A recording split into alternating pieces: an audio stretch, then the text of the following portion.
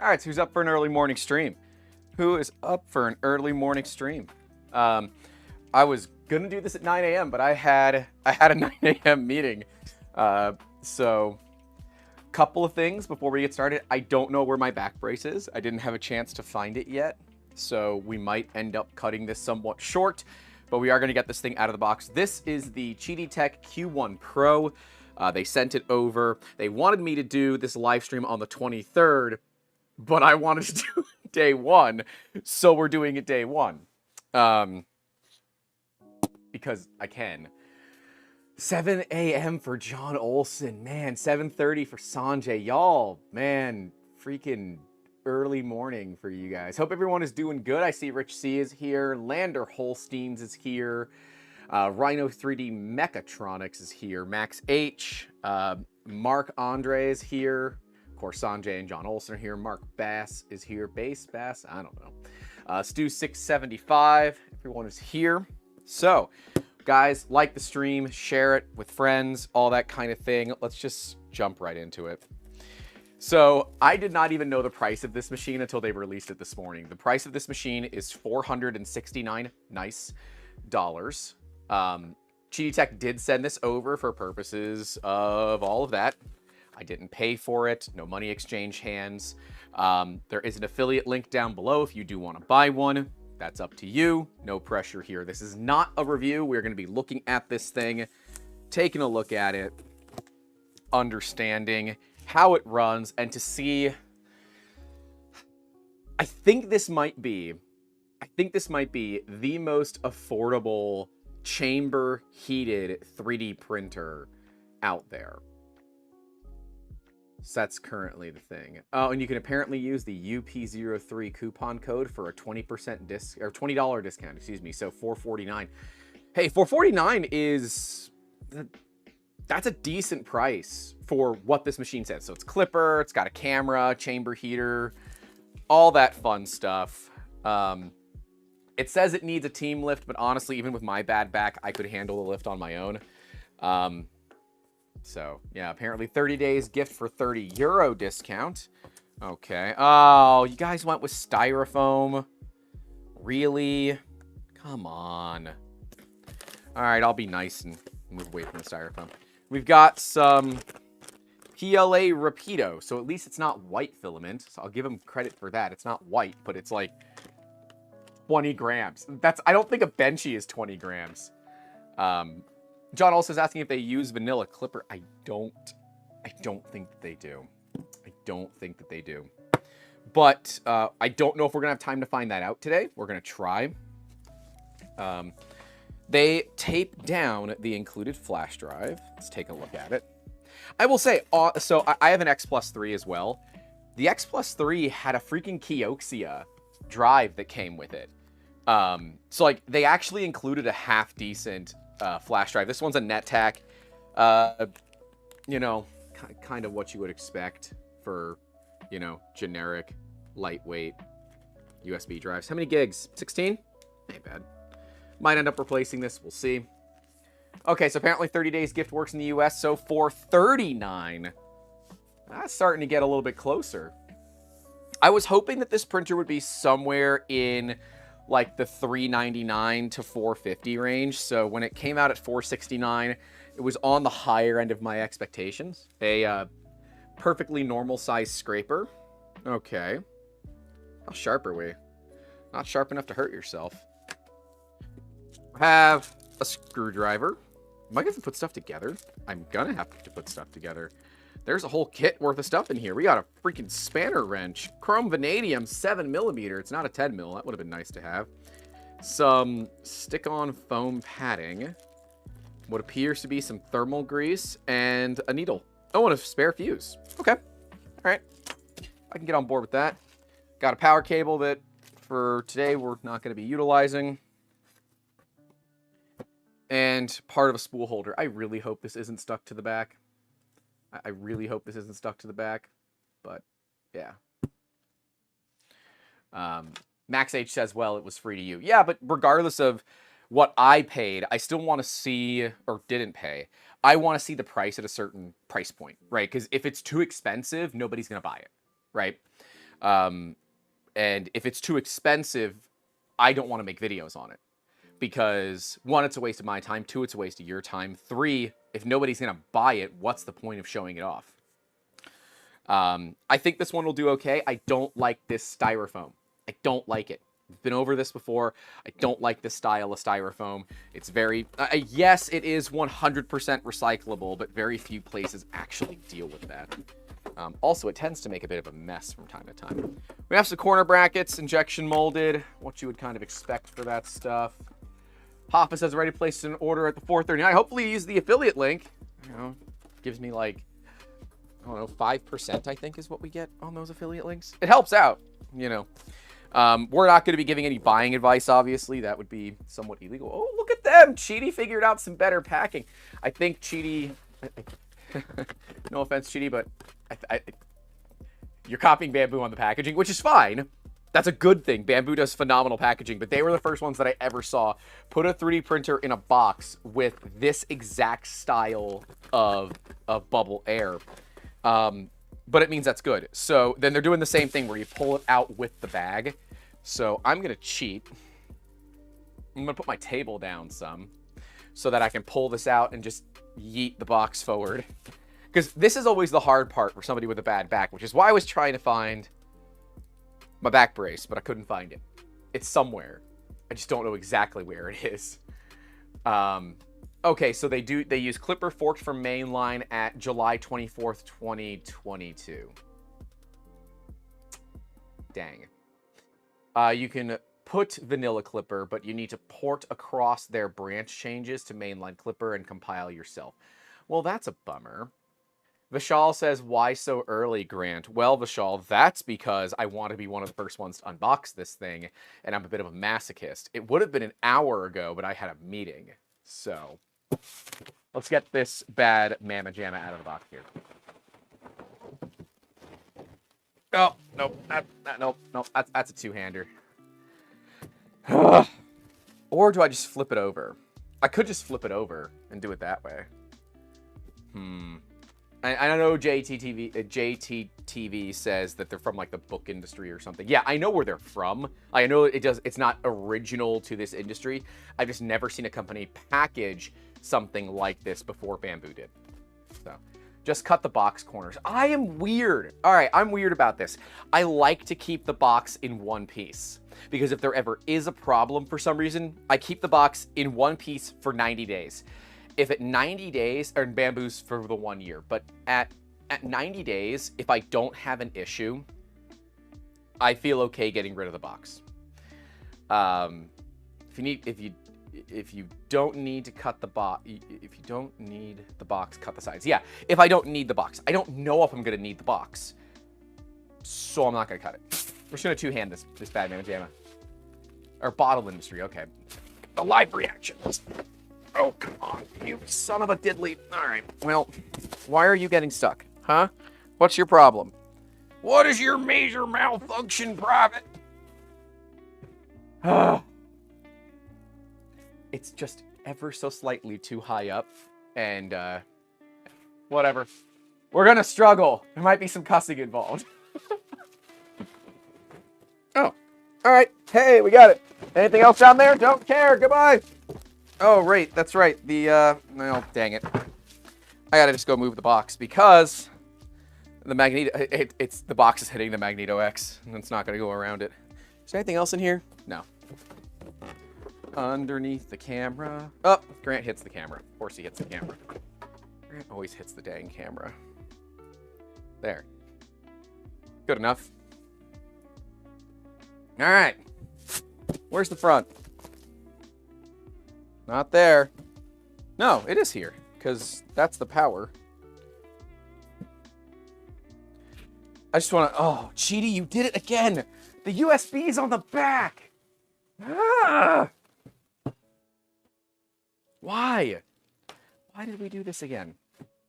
This knife is so dull, I could hurt myself with it. Alright, at this point, we can probably just rip the bag off, right? We can probably just rip the bag off at this point. Let me bring the table up a little bit so I'm not hurting myself.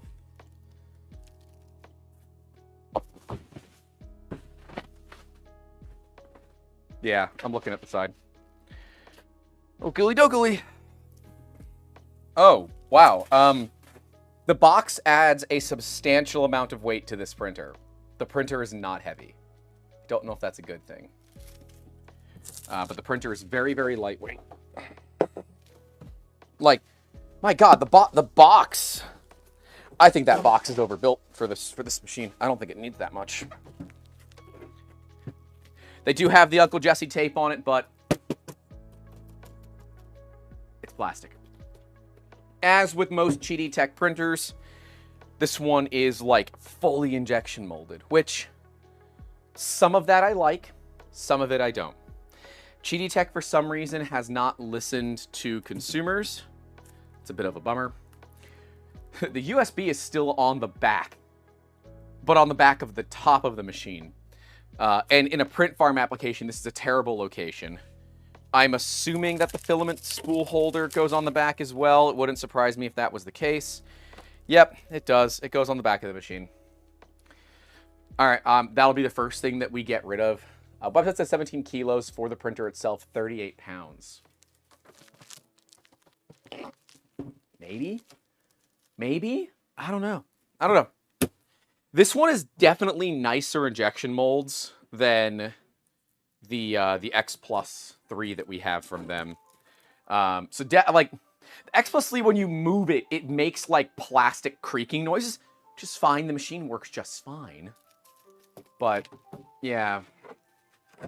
Let's get the top off. Ooh. Smack that microphone. Jeez. Everything is plastic. So, something to note with this. Do not clean it with alcohol. If you're going to clean these panels, if you clean them with alcohol, you have a high chance of them actually getting damaged.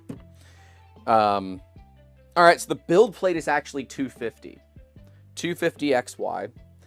We've got a camera. There's a camera over here. I'm going to give you guys a webcam view of this thing here. I've never seen it either. And the marketing material that we had ahead of time was not a ton. It was enough for me to be convinced that I wanted to look at this machine, but that's it. Yeah. As Skate Soup says, the spool on the back thing needs to go away. Like, this is the spool holder. It goes on the back of the machine. I mean, I guess you could put it in upside down like that if you really... Oh, wait, is that the way they actually want it to be? They do. They want it to be off here on the side. Okay. I mean, that's a little bit better. And then this goes into here. Yeah. I mean, that's a little bit better, but I don't know if you guys can see the flex on that. Look on the top down. There's a fair bit of flex. I don't know. I always have my spools on the front of my machines hanging off the shelf in front of me. That's a really weird location. Well, we'll leave that on. I'm gonna leave it off for right now. We'll put it on when we actually go to print with this thing. All right, let's bring it up a little bit so main cam can see it. I'm gonna spin it around, get the plastic off of it, and then we're gonna take a look at it.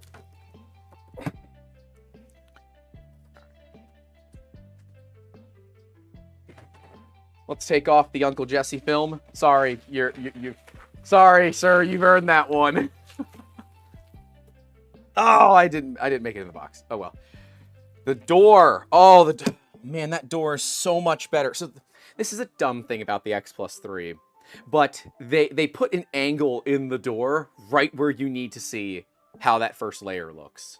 So this is much nicer. This is a much nicer appearance printer. I'm going to pull off this front plastic. Get a like for the peel. We're going to get a peel on camera. Oh, let me go to front only. There. Now you guys are going to get the peel. Rich C says they should have included the dryer box. The dryer box just used desiccant. It's not all that useful. Desiccant does not dry filament. It dries air. If your filament is damp for any reason, there's so much moisture in it, a desiccant pack is not going to solve that problem.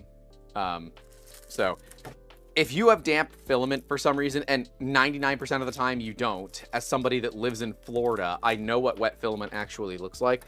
99% of the time you don't have wet filament. Drying it is not going to hurt it often, to be clear. but 99% of the time it's not wet filament. And so I think a lot of the, you know, dry boxes, like the non-heated dry boxes, they're gimmicks. Like the one that came with the X Plus 3, I've never used it. It got in the way. So, oh yes, as Ashley says, moist filament. There, enjoy. So I have obviously not opened this printer before, so I'm interested to see how it works as well. There was your nice peel. Hope you guys enjoyed that. From the back, rope, missed the box. So bad. So bad. We've got a build plate, 250 XY, coated PEI, powder coated PEI, both sides. I'm very surprised they didn't go with a 256. I like that there's no, oh, I'm doing this like I have my top down is on. Jeez. I like that there's no lines on it. On the X Plus and X Max and all that, they have lines on the build plates, and it can be a thing. And it's got a little warning on the magnet saying, please place the removable flexible plate on the build bed before any operation. Nice. Do we have alignment pins? Kind of. Aligning this build plate might be a bit difficult. That's okay. Let's see. Magnetic door closure. We got the top side. Let me set up the webcam here because I'm going to be working on it from this orientation for a bit. Like I said, I was not as prepared for this as I really wanted to be. I got caught up in doing a bunch of crap this morning and did not have it ready, so. All right, webcam. So now you guys can see on the inside too with me as we look at it together. Are you, what's going on? Are you, I don't know if the front of that's dirty. Let's, sure. All right. Let's see, Sanjay says, is this a successor to the X series? Will a Max version be available? I don't know the answer to that. I asked that question and I was not provided an answer. Well, Victoria asked that question and we were not provided an answer.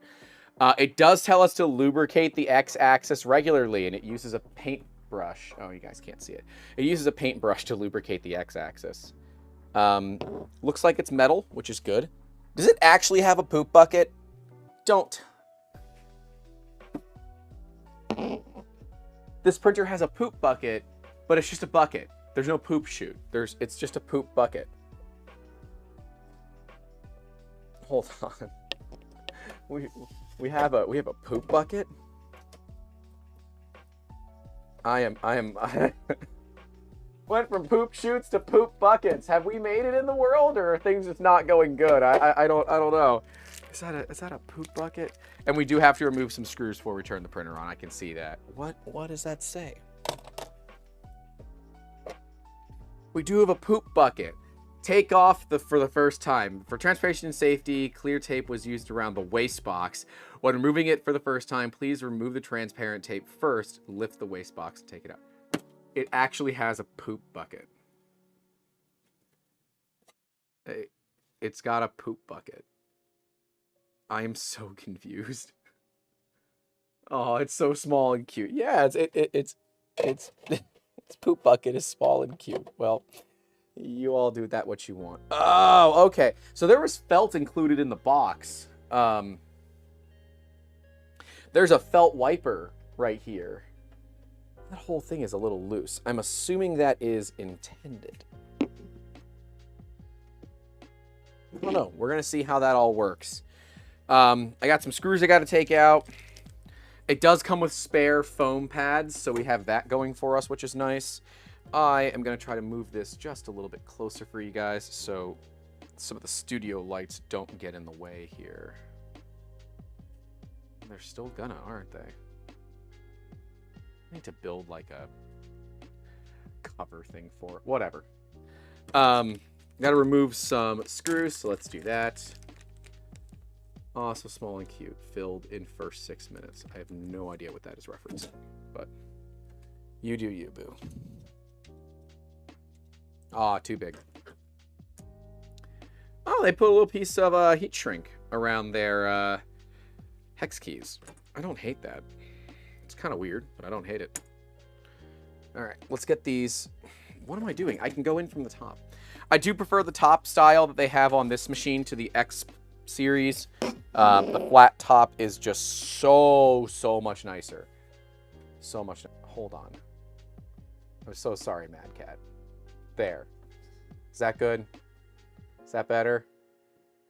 All right. Zombie says, wow, this printer actually looks good.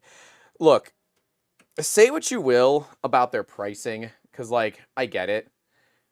It is, to me, they said, and I have it in an email, that it is priced aggressively.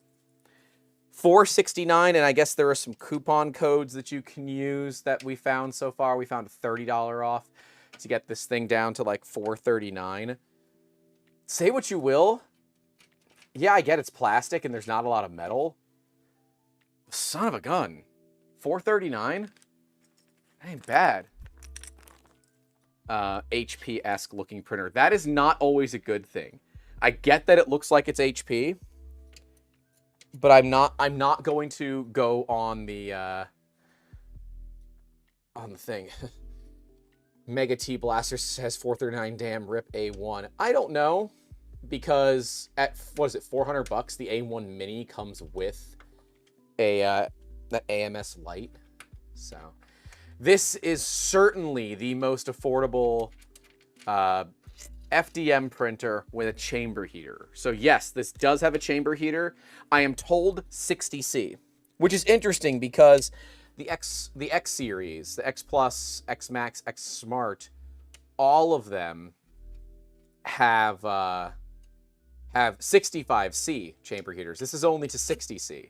So I don't know why we've gone down. Maybe it was a typo. I don't know, but it seems to be that same number everywhere. We now have some zip ties we got to take care of. Do I have some cutters out here that are easily accessible? I've been painting out here, so things are a little bit different. If you notice, there's no Prusa XL behind me anymore. It's inside now. It got upgraded. It got upgraded to inside instead of being outside. Mainly because I can't get crap to stick to it out here. So it has to go inside for it to work. Can we get this one in? No, Grant, you're so bad at this. You're so bad at this. What's stuck? Why you no move? Oh, I see. You've got, God bless. All right, A+ for packaging, because there's so many freaking zip ties on this thing. Do they include a set of cutters? They don't. All right. If I do things the way that Joel Telling does it, and I kind of like the way that Joel does it, you only use the set of tools they provide. If I do that, we can't continue. Because there's no way to cut the zip ties on this thing. So that's kind of weird. Maker's Muse just released a video, did they? Oh, well. Oh, well. First time ever, printer does not include cutters, right? Right? Huh. All right, well, we're not going to be able to do that, so I'm just going to have to use a set of cutters and deal with it. It is kind of cool to only use, like, the tools that the printer comes with. I think that that's a really interesting way to do things, but if we did it that way, we'd be kind of screwed. All right.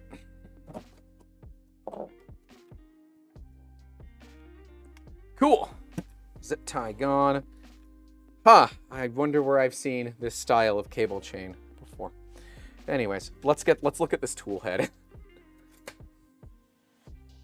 Those are definitely those are definitely bushings. Definitely bushings on the x-axis, but it says to lubricate them. So, Baby says quite a lot of weird things with this. Like the front door not having a handle. You know, you're right. It doesn't have a handle. Huh. I didn't notice that until just now. Now I'm bothered by it. John Olson says Vector 3D is doing a teardown this morning. Cool. Well, and this is why I wanted to do this stream relatively early, because I knew other creators got this thing, and I wanted to be one of the first to unbox it. I'm sorry, but, you know, that's content creation for you sometimes. If you ain't first, you're last. There we go. Yes, these are rusty. It's because they've been outside in my garage. Oh my god, I have missed every single thing that I've thrown into the Qidi box. I've missed every single thing about this. Spammy says, also the slicer software just removed all copyright notices and replaced it with Qidi. Great. I have no intention of using their slicer, to be clear.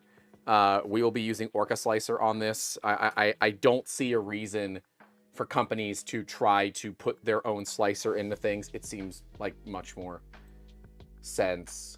Yeah. Oh, no. Apparently Vector 3D was brutal in his review. His review of what?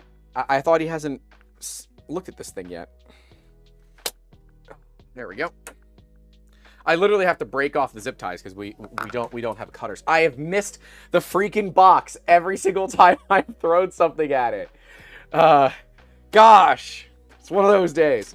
All right, let's pull the top cover off and see how much this looks like printers you might already recognize that this is pretty much designed after. Look at that. It's just like the printers that you expected. Now, if this has print quality similar to what I've been used to with the Qidi Tech printers, then it'll probably be fine. There's likely nothing to worry about there. What I would like to do first off is move this up here so it's not on the floor and in my way. 1.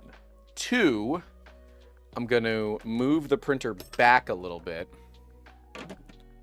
so it's a little bit easier to get on camera, because we're going to go ahead and boot this thing up.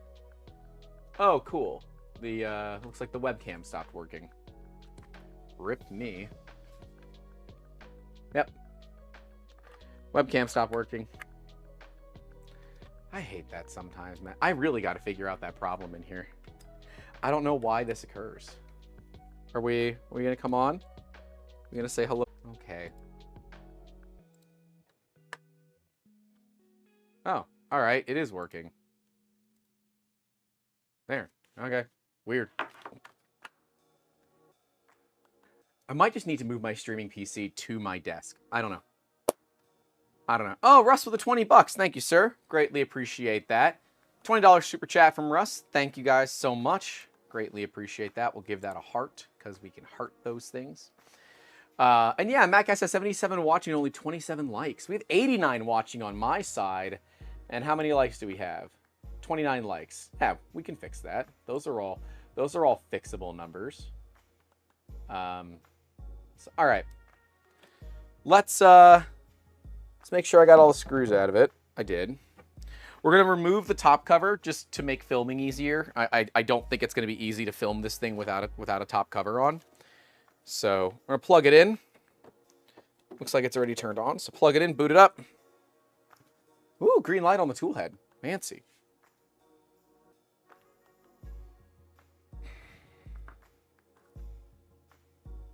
Once again, that camera stopped. I don't know why it does that. That's kind of annoying. I was going to show you guys. Okay. There. Sure. It gets angry sometimes, apparently. I was going to show you the screen. It says booting up, please wait. Well, this webcam does not...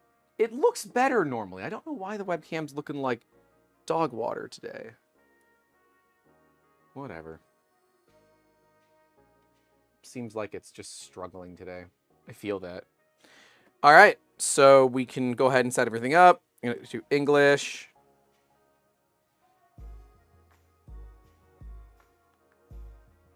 Okay, it's got like a whole little thing for unboxing. That's kind of cool. It's got here. I'm going to get you guys a little bit closer to the action here. There you go. A little bit closer to the action on the screen there. All right. Yeah. Something to note about the screen, viewing it from above, not so great. Viewing it from below, just fine.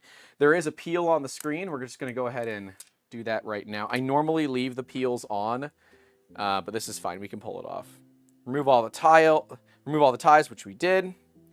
Remove the 4 screws from the fixed heat bed, which we did.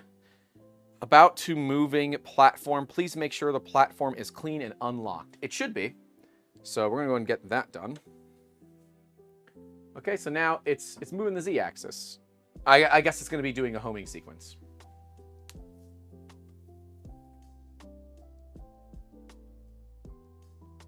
Is that... Oh, keep pushing the filament into the filament runout sensor until reach extruder. We definitely have some spelling errors on there, but whatever. That is life. I noticed there's no spare hot end with this printer, so I wonder...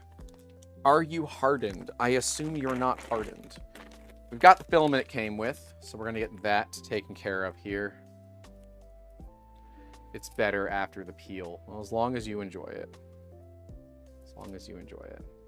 I wonder if the bed on that one will heat faster than the X-Max 3. I mean, it is a smaller build plate. It's 245 XYZ. It's bimetal according to the website. I don't even know it. It's a bimetal hot end. It means it's got a bimetal heat break. What does that even mean? I don't know what that means.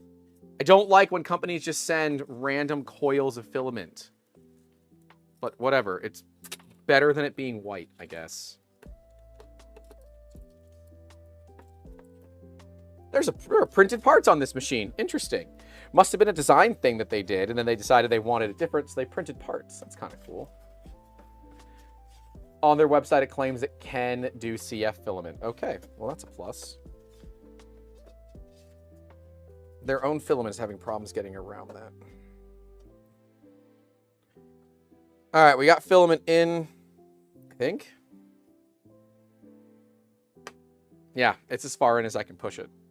So, I'm going to do that. We're going to heat up the extruder. She heats fast. It's not bad.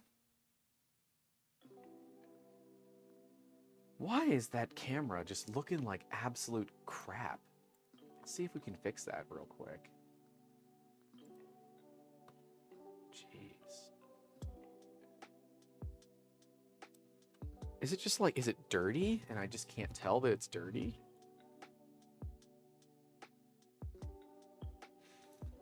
No, it doesn't like all the...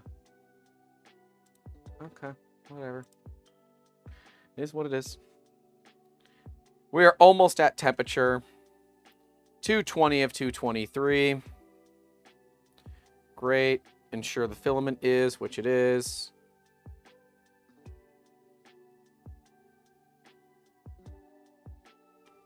All right.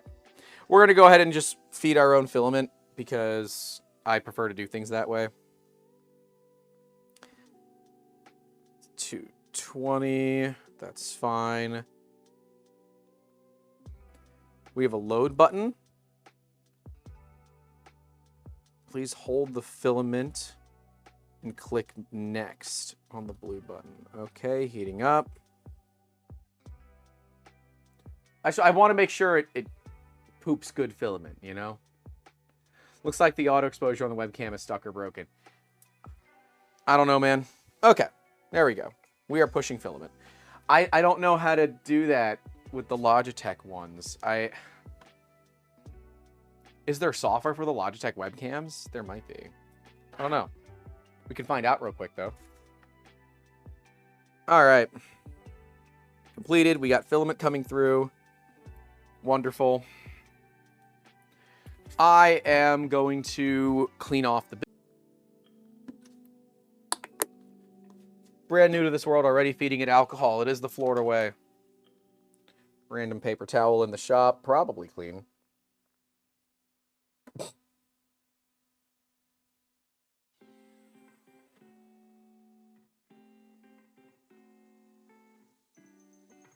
Oh, could break the entire stream. Okay.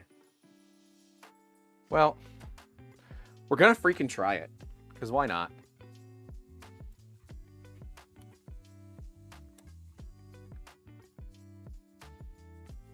Because I probably should have this on here.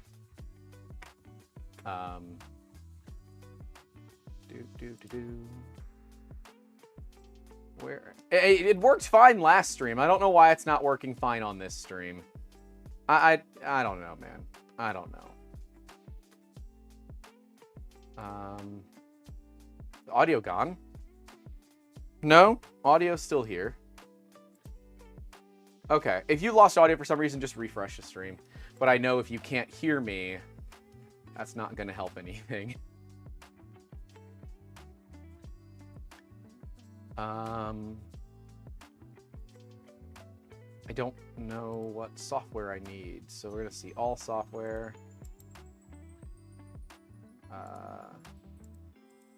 Hello? There we go. We have a 922.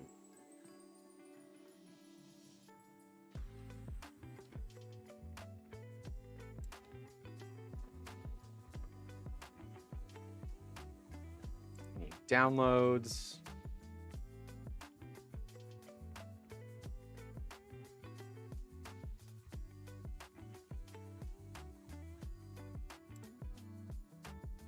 Probably Logitech Capture is what I need.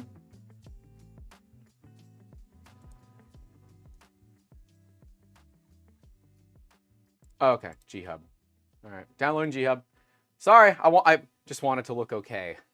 Logitech Tune does wonders. Give her best chopping. Go full send. Having to go full send while live is a Florida man imperative. It's true. If the software doesn't fix it, I have a hammer. I have plenty of hammers in here. Way more hammers than any real one person should have. Logitune. Zombie says. All right, we'll grab Logitune as well, I guess. Download.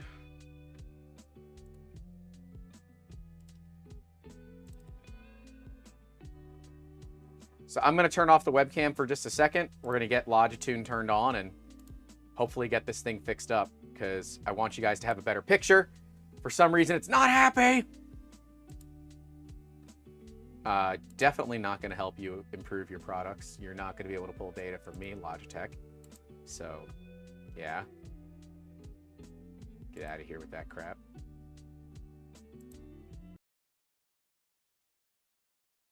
This thing loaded. I want to test some things with it. Oh, we have a manual. Okay, manual settings, exactly what I was hoping for on it. We have our home button down here. So it's very similar to Clipper Screen. It's just, it's not real Clipper Screen. We're going to go ahead and do the auto bed leveling here because we have to get that stuff done anyways. And it wants to probe at 60. I want to probe at probably 75 or even 80.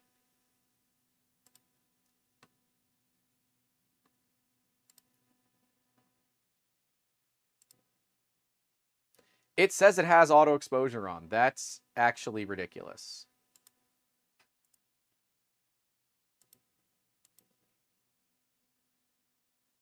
How is that?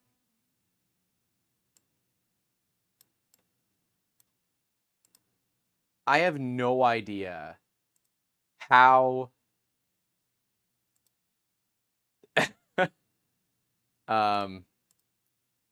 okay. Theoretically it's fine, I guess. All right. Apparently Logitech says it's fine. So it says all the auto settings are turned on. I'm assuming it's trying to auto expose. Yeah, it's trying to auto expose across the whole thing and it sees the black printer. So that might be what it is. But yeah, I tried turning everything off and on again. Zombie wants to know if I can slap a 255 on the bed. Anything preventing it from hanging off. Yes, there is stuff preventing it from hanging off. And it is a 250. It's a 250 XY bed. I could just change from auto to manual exposure, but I can see what it's doing. It's trying to expose for the back of the printer, and that means the white is going to be overexposed. It's like if I bring my hand up to here, it looks just fine. It's because there's white and black inside the printer. That's why it looks overexposed.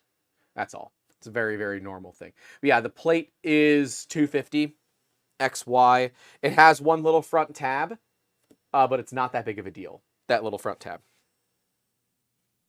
We are still waiting for the hotbed to heat up. A little bit slow on the heater. Not a fan of that. That's okay. There are worse things in the world. Oh, okay. So the handle for the door, it's not really a handle. It's a thing that kind of bumps out. You just have to like grab it with your thumb and open it. So there's not exactly a handle for the door. I think someone was saying that earlier. Voron beds are 255. Yeah, I don't have an answer for that one, unfortunately, buddy. I don't. I will say it's a nice little package of a printer. It's got bearings all over from what I can see. Motors are in the back. Poop wiping thing. And Zombie, it has a little tiny poop bucket. It's got a poop bucket. Poop bucket. Yeah, lid has handles, but not the door. It's kind of odd. You open it from the bottom. There's a groove there. Yeah, but you could also open it from the side. I guess I could move this up a little bit. There's really no point for it to be that low, is there? Maybe it's heating up slowly because it has a heated chamber and everything is open. It is not heating up the chamber. It is only heating the build plate. Loss lead the base until unit price. Then make consumables non-standard so people go for you. For them is a way towards profit. Yeah. We're going to be taking a look at that hot end as soon as we're done with our first test print. We're going to take a look at it. It looks like this front enclosure might be an absolute bear to get off. So if you need to service your hot end, it looks like it's going to be a real pain in the butt to do that. So we're going to see. I am still waiting for this bending at temp. We're at 68. We're almost at a nice temperature. We're not there yet. Qidi puts stickers for stuff all over their machine. So there's a sticker here for like after sale support. After turning the chamber heater, please close the printer and cover the front door. Before printing PLA, TPU, PETG, please open the upper lid. I'm never going to open the upper lid of this printer. I'm sorry. Crap is going to end up here. You know that. I know that. Everybody else knows that. So I'll just open the front door. That's fine. Can you take off the door on this model? It was something that I didn't like about the X Plus, the X series. You couldn't remove the door. It looks like you might be able to, but it is really well clicked in there, and it would be kind of delicate. I don't always like to have doors on my printers if I'm printing stuff that requires me to have a door open. It looks like we're pretty much there. So the hotbed's preheated. We're going to go ahead and do our adjustments now. Pezlis is here, says good morning. Nice.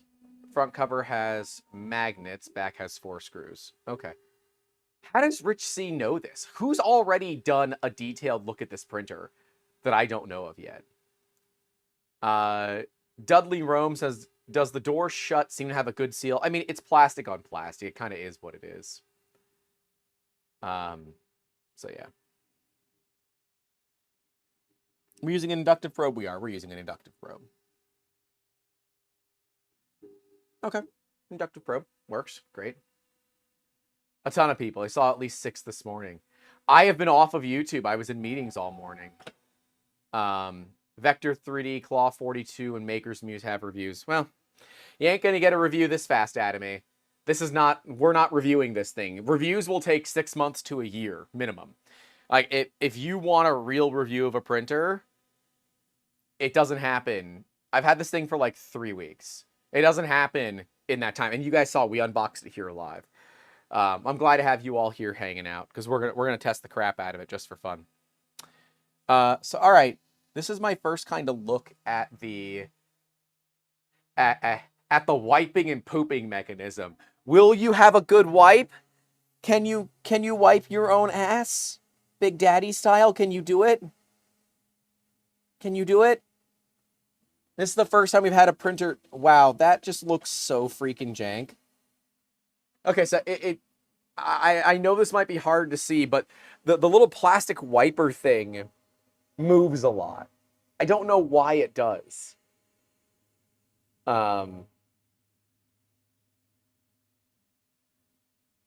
It looks like it's supposed to do this. Like it's supposed to wiggle that much. It's attached to something above it. Does anyone have a bidet at an upgrade? Don't put water on your printers. They're not going to like that.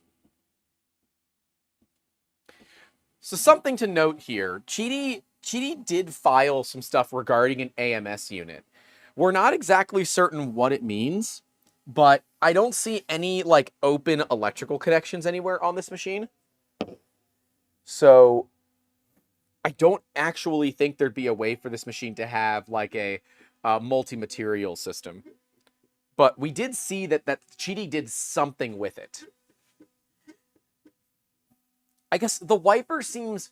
It's not booping the nozzle, is it?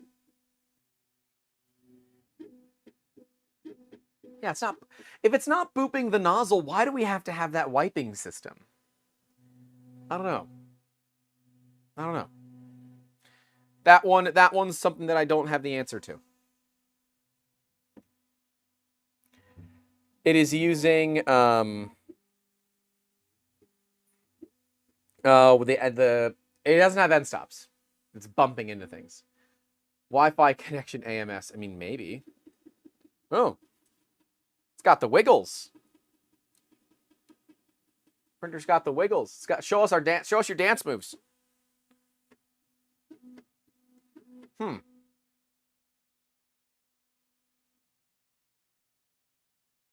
Acquire compensation value. Yeah, I feel that. I feel that. Does it have a USB port? Yes, it is just USB. It has a USB port right up here on the back. Still something I don't like. I don't like that they're on the back.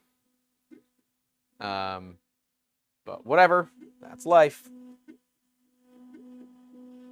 This is a much faster bed leveling and bed probing sequence than we had with the X series. So that's good. It is good to see that faster. I wonder if the Q1 Pro lights up. It looks like it might have been designed to light up.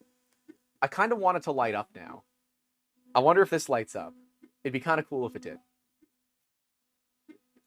I did ask Qidi if they have any plans to include larger variants of this, because 245 is a weird build volume, right? It's a little bit bigger than an Ender, but it's smaller than kind of like what is traditional for these high-speed Core XY printers. Other thing of note, it does not appear that the belt path is straight. It looks like the belts are angled.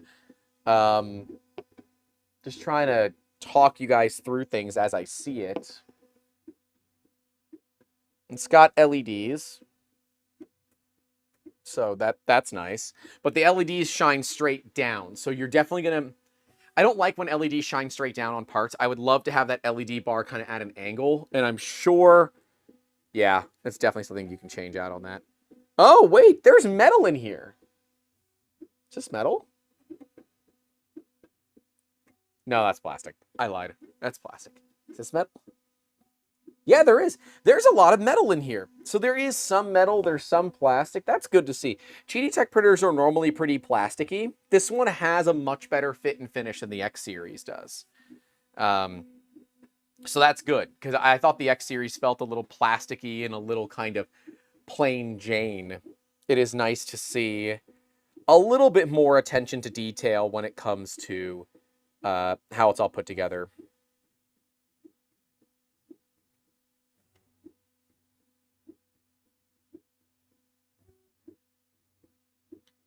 And we are going to be testing the ever-loving crap out of this thing over the next few weeks.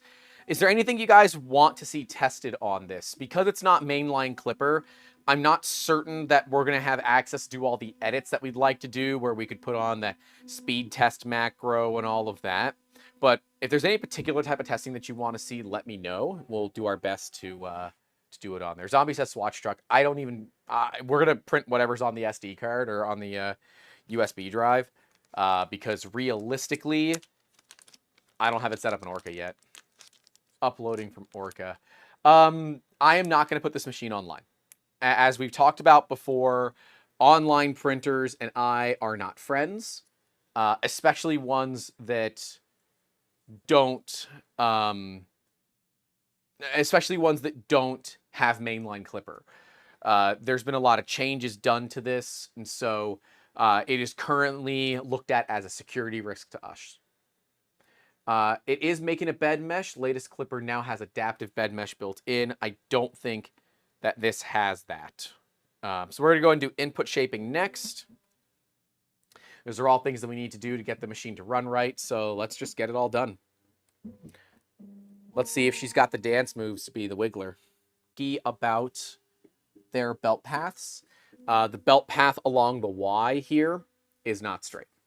RGL Motorsports says, is there a purpose for the belt being angled? I noticed the other day on my artillery, the belt going between the 2Z lead screws is angled. No, I don't think so. I think it's just a engineering decision that was made. And as Stu says, the X3 series all had CAMP, which is the Clipper Adaptive Mesh Probing, I believe is what that stands for. So they'd be surprised if this one did not. Given how similar it looks like, just kind of based on what I'm expecting it to look like, it looks very, very similar to the X3 series machines. I would guess that it has a very similar clipper installed to it as well. It wouldn't surprise me.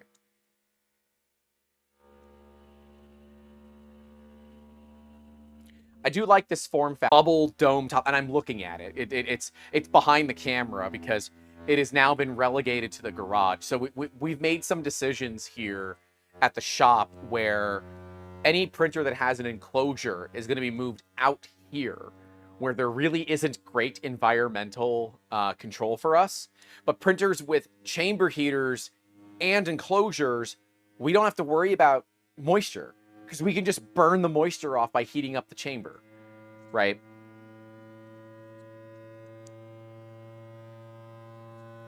Oh, my microphone is picking up all of that noise. Sorry. Sounds like your bedside table. Boy, she hit some resonances in here. Oh, you're lucky. My microphone's taking that out for you. You're welcome. It's going to blow, Ashley says. Yeah, it might. Freaking might. I see Spotify's not working anymore. That's fun. Might have to relaunch Spotify. There's a helicopter flying over my house, too. Or my neighbors are mowing their grass. One of the two. Never really know for sure. Nope, that's helicopter. Okay. Oh! We're doing more input shaping still. What's input shaping now? Is it the bed?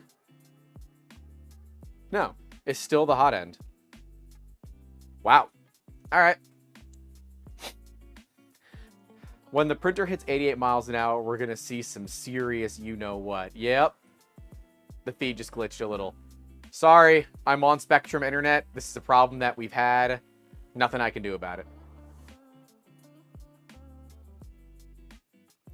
The streaming PC out here is an i7-7700.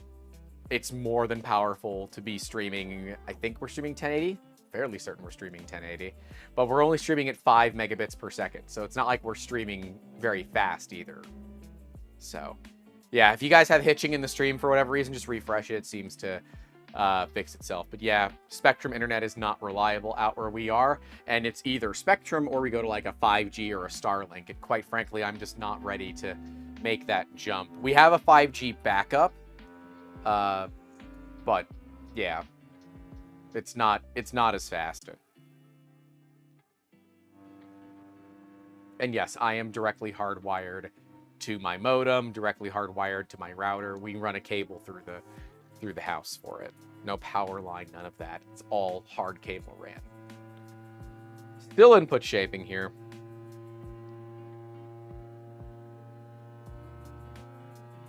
Okay, so there is an email called q1ams@qidi3d.com. I wonder why it's Q1AMS. Weird. Actually said that they'd take Starlink over Spectrum. I would too, but it's over double the cost.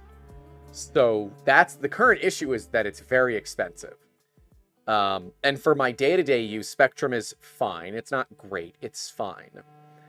And so it's a lot of extra money to spend just for YouTube. I'm sorry.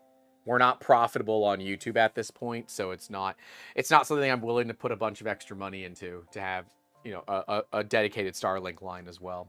Because Starlink only works most of the time. There will be times where Starlink goes down.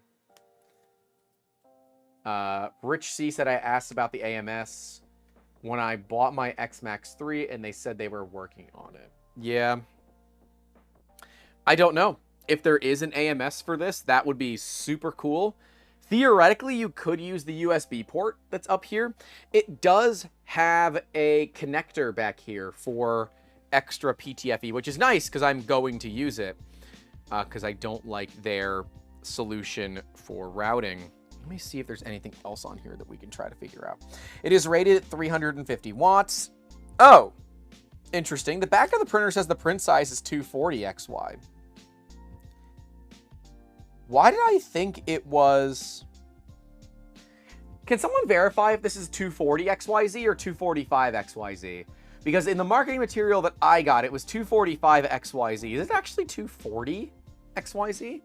I don't know if it is. All right, input shaping's done. We're going to do platform calibration. Get that done, and then we can look at printing it. Brandon says tax write-off. You have to have enough profit to write the tax off of. So, all right. So it does. The website says 245. The machine says 240. I wonder if they printed the labels for the machine. And once we're done all this calibration stuff, we will check it.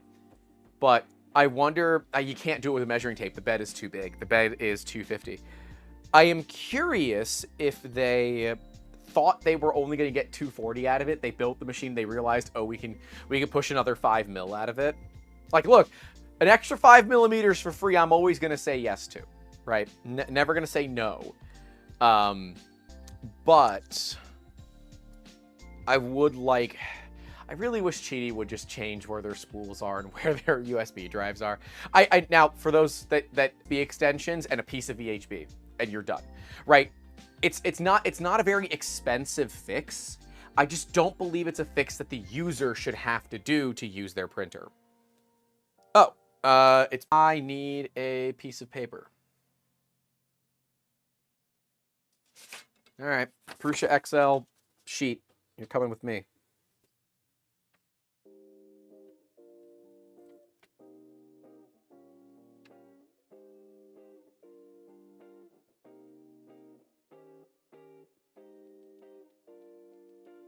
Let's see here.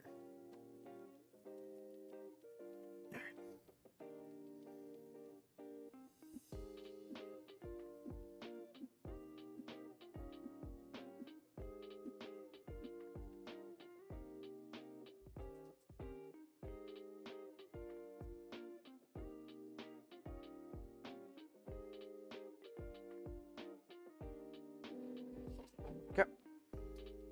Happy with that. Nice and simple. Nice and simple. What's the biggest money sink of the channel? Editors. Editors. It's absolutely editors. But it enables me to still run my business and not be forced into being a full-time content creator.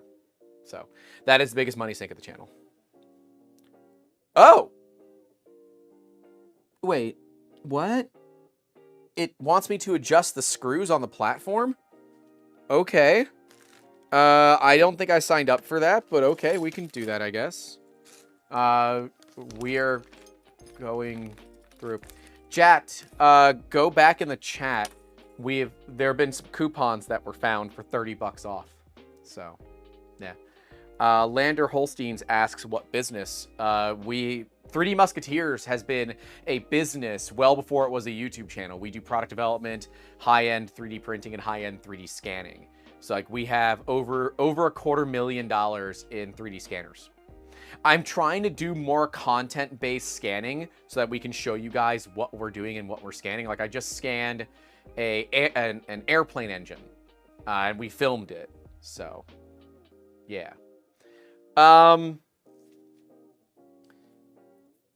That's Joe's Callan says, kind of disappointing in 2024 still having to do paper Z offset. Swear Z offset is the vast majority of issues for new users. Yeah, I mean, I get that, but if you only have to do it once, no big deal. Lander says, really, damn, many videos showing the scanners. Yes, we did one video a while back where we showed off some of our really expensive, like we showed off the LiDAR scanner that's $60,000. So we did do that. That was a thing. Oh, crap.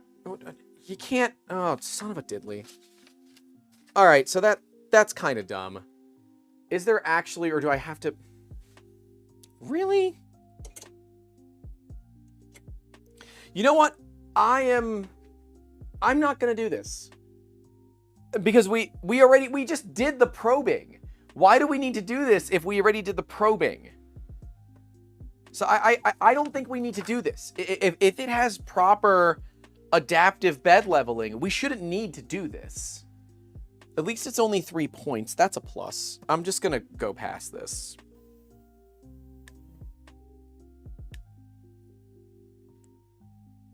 You can... Oh, okay, so now I can go back and forth between them. That's kind of nice. Apparently you don't, according to the manual. Great. Wait, it does it... I'm checking the quick start guide real quick. The screen says you do, the manual says you don't. That's fun. It's nice that you can get a flatter mesh. That's true. I don't want to bother with that right now. The actual probing on the X3 series was really, really nice. It's interesting. So the instruction manual does not line up with the printer. So it talks, and I'll show it to you guys here on the screen. It talks about having some zip ties for the Z. It doesn't have those. It talks about removing foam from underneath the build plate. It doesn't have that. It shows this filament arm that I really don't want to use. What else do we see here?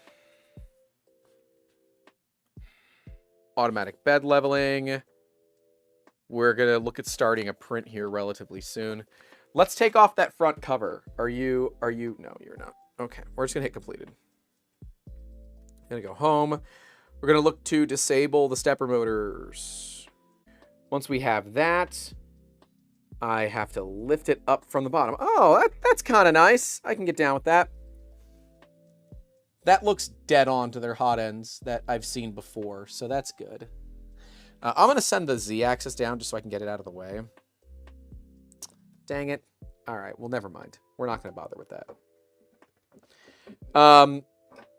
It's got the same style. Here. Move it here. Bring down a little bit. There. It's got the same style, big, wide mouth, 50-15. They're using the sticker for some sort of like cable management. That doesn't work out amazingly well. I like the magnets on the front cover. I just hope that I don't have the same problem with these magnets as I do with the bamboo magnets. We can see that we have our filament runout sensor is here at the top now, which is quite nice. It looks to be just a roller style filament runout sensor. This is much easier to work on than the old one. Same style extruder as the X series. Same style fan as the X series, and it looks like it comes pre-installed with a all-metal hot end. Or, not all-metal hot end, a hardened steel nozzle. So, great. That's what I'd love. Sonic has that 80 grand printer. That 80 grand printer is right over there. It's just off camera. Yeah, screw tilt adjust is a clipper thing. Great. That's awesome. I didn't realize that I could do it on my X Plus. Huh. Well. Aaron Liebig says, my guess is they just reused most of the... Oh, reused most of the manual from the X3 series. And they might have. And it looks like they reused a lot of parts from the X series, which is good. The X series was a pretty decent printer for the price. This is half the price of an X Plus 3. Now it's smaller by a fair bit, but it's half the price. Like, it's much more affordable. Like, much more affordable. All right, I'm gonna cancel out of that because we don't care. We're gonna put the lid on it. It wants us to leave the lid off anyways, so I'll leave the lid off for this purpose. And I guess we're printing PLA, so you want the door open too. All right, I didn't do any of that crap. I just did it, making sure the webcam is still running. Files, we've got a Benchy. We have build bed screw block. Okay. We have a castle, first layer test. Filament holder, something for the x-axis, and platform horizontal blocks. You know it's got to be the Benchy. Oh, that's local. Okay, so the USB doesn't have anything on it. Benchy. Benchy. All right, so again, something to note. We're going to go back. You can't click on the image. It doesn't work. If you want to click on the image, it doesn't work. You have to actually click on the G code right below the image, right? Yeah. So it's going to take 10 grams. It's an 18-minute Benchy. Whatever. I say you said it. It's going to use half the damn filament. Printing with an enclosure. I'm not going to prompt again. Been through that crap. We can turn our light on and off from here, which is nice. I'm gonna turn the interior light off because I think it's actually causing us issues with exposure. I like this screen setup more than I do. So this is nicer, I think. It's now gonna do its heat up and its wiping sequence. So it's kind of weird. Brandon asks, how long do I think until the OG Ender clones are dead? I don't think they're going anywhere. Creality still is keeping the Ender series alive. There's another new Ender coming out. I don't think it's going anywhere. And I don't think there's any reason for it to. As much as I don't like the Ender series, they are a really, really, really affordable 3D printer line. So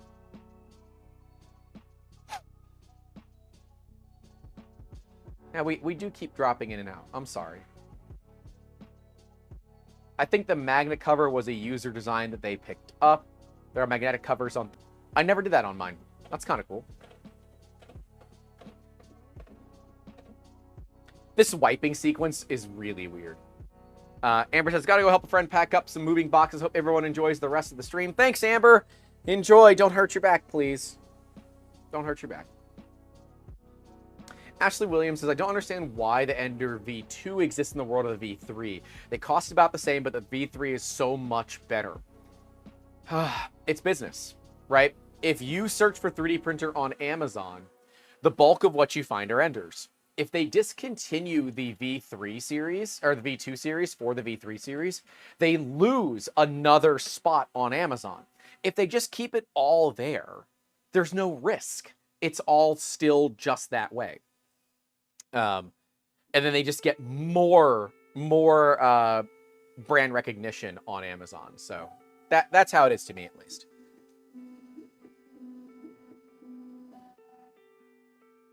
It looks like we have camp on this too. Very curious to see. Oh, it only just probed 2 places. Maybe? Or is that probing for Z?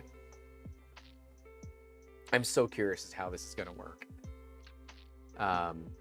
I would like to be able to SSH in and switch to main sail, but other than that, it's great. Lisa, do you have one of these?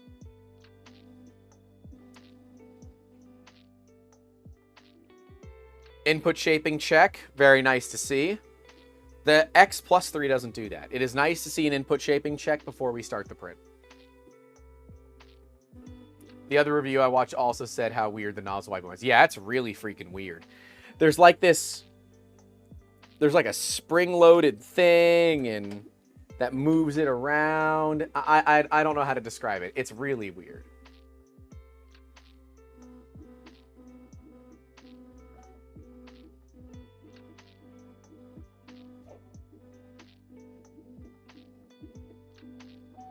Okay, it does hurt. So Lisa, this is a smaller machine than the X Plus. So the X Plus is 280 by 280 by 280, I think. This back, it's only 240. The website all says 245. The printer says 240.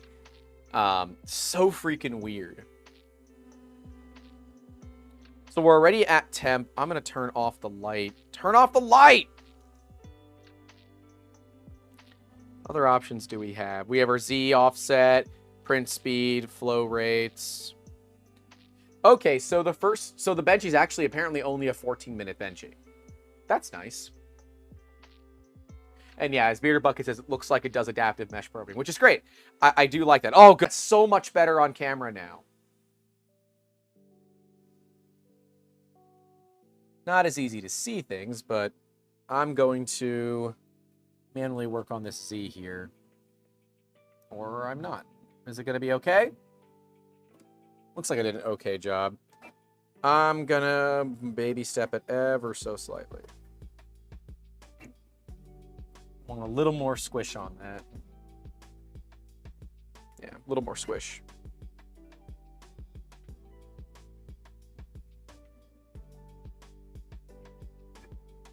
Great. Happy with that.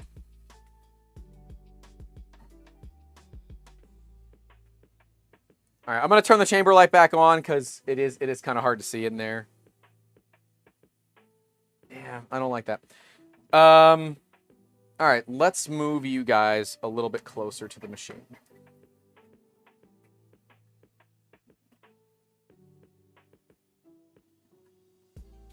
There you go. It's proper fast. I'm going to give it credit for that. Now, you're going to see some shaking. That is my table. We've been over this. Quite an interesting purge, though. Yeah, I do agree. It's doing both a purge in the X and the Y, which is fine. I don't actually mind that. That's totally fine with me.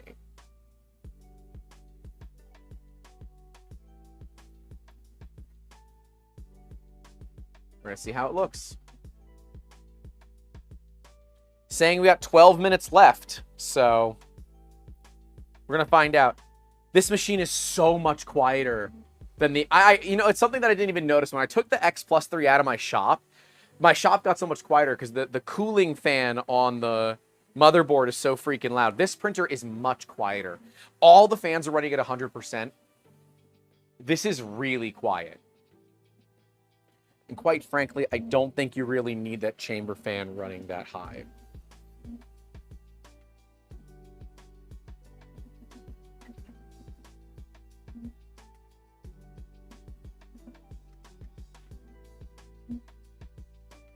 It does look like at one point or another they had actually put the spool holder on the back. There looks to be a punch out that fits the actual spool holder, which is kind of funny.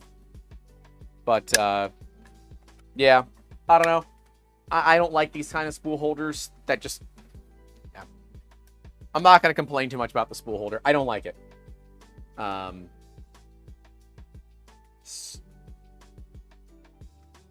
Yeah, Stu says the later X3 series, they really quieted down the fans. I'm just going to replace my fan at some point, but now that the machine's going to be in my garage, I don't care too much about that noise anymore. It was much an issue when it was in my shop, though.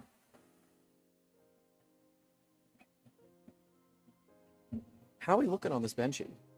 And so, did they... Okay, yeah, the chamber fan is on the right side of the machine. So the bow of the Benchy is printing toward that. So they are definitely going to help themselves out with that chamber fan.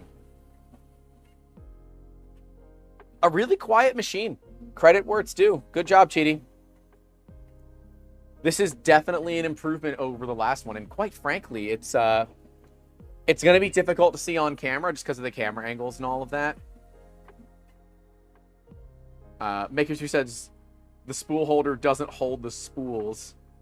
But worked great with ABS. Yeah, I can't imagine it would hold spools. Because it mounts on the machine like that, but the whole thing can just flex. I don't know if you guys can see that amount of flex. It's just not.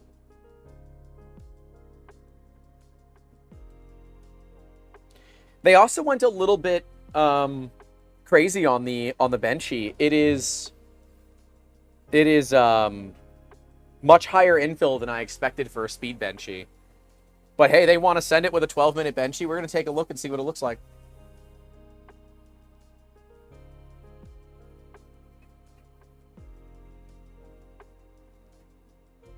And yes, you could print a new spool holder on that's a bit thicker.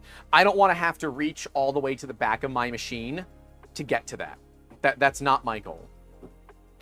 Thankfully, there's just like kind of a very obvious mount here that's going to be really easy to design new spool holders off of.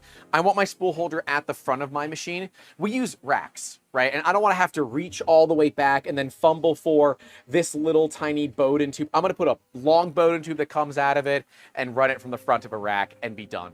It's simple, it's easy, it's effective, and it's cheap. Thankfully, we don't have that. That was kind of a problem if you didn't cut your filament at an angle. Filament runout is on the tool head now, so a lot more effective than it used to be. Okay, it prints ABS well. Okay, that makes more sense. Bearded Bucket said, rear spool holders need to stop being a thing. It's a stupid and lazy design. Well, I think for some people there's value to it. It doesn't have value to me. And just because it doesn't have value to me doesn't mean that the value does not exist. And so I think that bears witness that some people will find value in it. I don't. It doesn't fit my farming style atmosphere for our shop. And it should have multiple spool options. I would love to see that. Quite frankly, we have enough space on the front of this printer. You could put a spool right on the front of the printer and it would be just fine.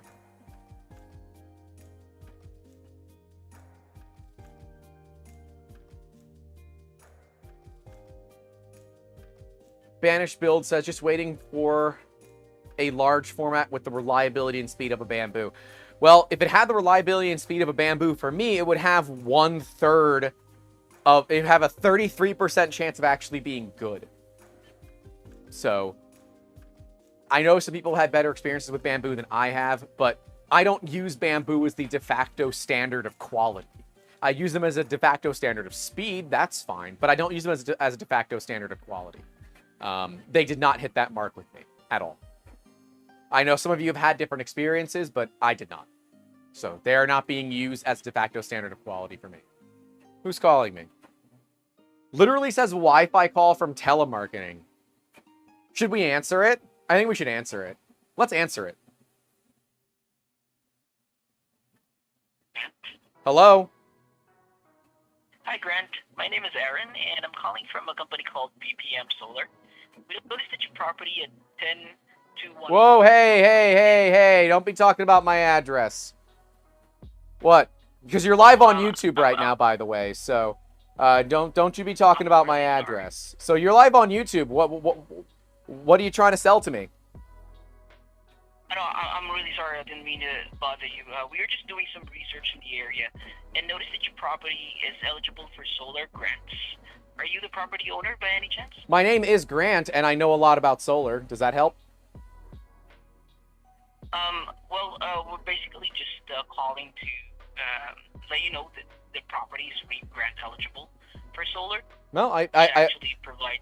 I have wanted to put solar out here. My name is Grant, so yeah, I guess that would mean that there is an opportunity for Grant to put solar. So I'm here for that. But we're gonna DIY our own solar system if we do, because we do 3D printing professionally. So we would just DIY our own system. And currently, our power company doesn't actually allow for grid tie. So that's the other fun problem that solar companies are gonna have out here. I see. So no grid tie means no solar. I see. Oh, okay. Thanks for letting me know, though. I was just really calling to let you know that there's actually a solar grant that is eligible for your property. It's okay.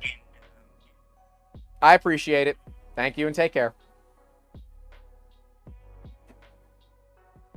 I thought that was going to be a lot more fun. That wasn't as fun as I was expecting it to be. They started putting out my address. I'm like, hey, whoa, hey. I mean, it's fine. You could Google my house. It's Florida. It's all public record. But I don't need some telemarketer guy to just, you know, spew it out to the world. Yeah, so where I live, my power company, which I kid you not, is called Withlacoochee River Electric. Look it up. It's an actual power company. They do not allow grid tie yet for solar. So, and yes, I've actually built it already. We have a DIY solution for a solar tracking array. I live on a couple of acres of land. So we want to do a DIY tracker array, but at the same time, the panels, we're going to be able to fold them flat onto the ground. So if there ever is a high wind scenario like a hurricane, we can fold all the panels flat, stake them into the ground so they won't go anywhere. Withlacoochee. W-I-T-H. Now I'm going to have to spell it for you guys. Here, hold on. Withlacoochee. Withlacoochee River Electric. That is my actual power company. So, yeah, we have a lot of Native American names out here in Florida, and that is one of those ones that stuck around, I believe. For reference, the chamber's showing 27C. Build plate is showing 60C. Hot end is showing 210C. All the fans are at 100%, and it is still pretty quiet.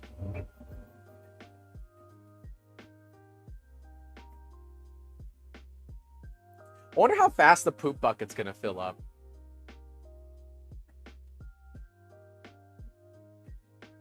Andreas Grundler says, I wonder why manufacturers always trip over their own feet. I'm sure Creality and Qidi could beat Bamboo at their own game. All right. Well, we're going to get into this one, I guess, because I have some feelings about this. Because companies like Creality often struggle to do their own innovation. They often take what already exists, they try to make it cheaper, they try to make it better, they try to do their own thing. But they take so much from a company. Bamboo came out and did something totally different. Nobody else had ever seen something like this before in an off-the-shelf, theoretically open box start printer printing experience. And that was the key thing. Creality, Qidi, they're taking a lot of pointers, if you will, from Bamboo on this. Like the K1C and the K1 Max. The K1C is named that way for a reason. Like, let's not beat around the bush. There's no reason for them to name it the K1C if they weren't trying to get you to believe that it's roughly the same thing as a Bamboo X1C, right? There's no reason they would do that. This machine obviously takes heavy from Bamboo. This whole system of the cable chain on its side with the encapsulated Bowden tube, that is Bamboo 100%. It's the first time I've ever seen it. Let's see. Let's put the cover on and see if it drags on the cover. So I'm curious. No, it doesn't. They actually have it well handled enough that it doesn't drag on the cover. So Saul says, did we talk price point on this? Yes, it is $269. Nice. But there have been some coupons that have been found for like up to $30 off. So down to about $440 with a coupon. That's where Qidi and Creality seem to really play the game well. They can be more affordable. And I don't know, like, for Creality, to me, it's very obviously a volume play, but Creality is also in major retail stores. Like, Creality has distribution via Micro Center. Qidi doesn't, not to my knowledge, at least. So when Qidi reached out, the first question that Victoria had for them was, what is the price point? Right? Because this could be a great machine, but if you're going to price it at $600, it's not. Right? It's too expensive. The market has already determined that it must be cheap for it to be good, regardless of my personal feelings of that. And their response to Victoria was, the machine will be priced very aggressively. And that was it. So I didn't even know the price of this machine until 9 a.m. this morning, Eastern time, when it went public. So, at $469, it's a little on the high side for me. At $439, it's coming down to where I like it to be. But with a chamber heater, which this has a 60C chamber heater. This, in my opinion, is probably the cheapest 3D printer with a chamber heater out there from the factory. And while the machine is a little bit bulky, it actually looks good. I think that the X3 series looked way too much like a cow because it was black and white. It looked like a cow. It looked like a regular freaking cow. And it's like, I don't know. They've really kind of made it a little bit smaller in the X and Y. The Z is about as small as it has to be. It can't be much shorter than that. And as Joe's Callan says, it's pretty much competing with the FlashForge M5. Yeah, the M5 Pro, I guess. So that one's at like $550. The 5M, not the M5, the 5M. My brother has a 5M, and a few people in our Discord have it. By the way, if you want to join our Discord, support what we do, it's at the $10 tier and higher, link below. And I know you can groan about, he's charging money for a Discord. I am, because it's a smaller group of people. I hang out there all the time. You guys get lots of one-on-one attention, lots of assistance when you need it. We have a great group of people. It's worth your $10, promise. And if you don't like it, I'll give you your money back. How's that sound? But either way, my brother has the 5M. He bought it for $300, and Devoid Colossus in our server has them as well. And he coined it as the P1, the Poverty P1P. The 5M, the 5M being the Poverty P1P. This seems very much like a Poverty P1S. It's like dead on a P1S. It's got a camera, it's got a chamber, but it's got a chamber heater, which puts it. I would be willing to give up the bit of chamber volume for a heater, because that means it's going to do better with ABS. Period. It's just going to. Saul is asking how serviceability looks. About the same for Qidi printers. It's gonna be a little bit problematic, but when it's done printing, I'll show you. The front cover is just held on with a couple of magnets. The extruder is right there. It's easy to access. It looks like it's the same hot ends as previous with their machines, so that's good. I like to see that.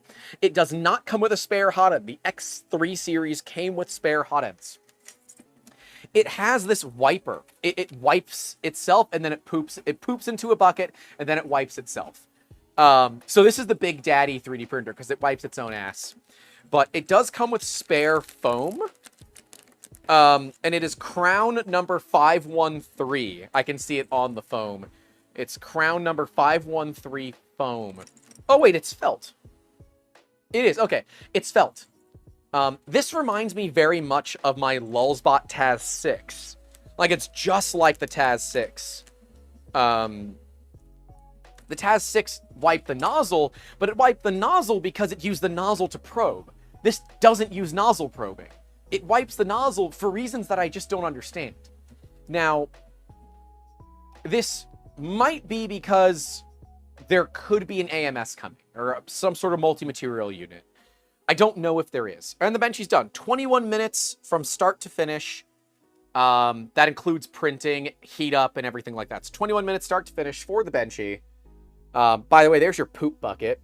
And there's this, you can't show it on camera, but the printer can basically push this little wiper in and out, which is kind of an interesting design, but it can push the wiper in and out, so it's not just hitting one area at the same time, or all the time. I don't mind that, I guess. It feels a little chintzy. It feels a little chintzy, man. I don't really know how I feel about this. Oh, is this spring loaded too? Yeah, the wiper is spring loaded too. There's a lot of... Yeah, there's a lot. Did the 12 minutes include the heat up? 21 minutes included heat up. Yeah, from the time that I clicked go to the time that it finished the print was 21 minutes. First layer looks good. We have a Benchy whole line. Here, let's look at this together. Enhance. All right. Looking at this together. Together. That is a clean freaking Benchy. That is a really clean freaking Benchy.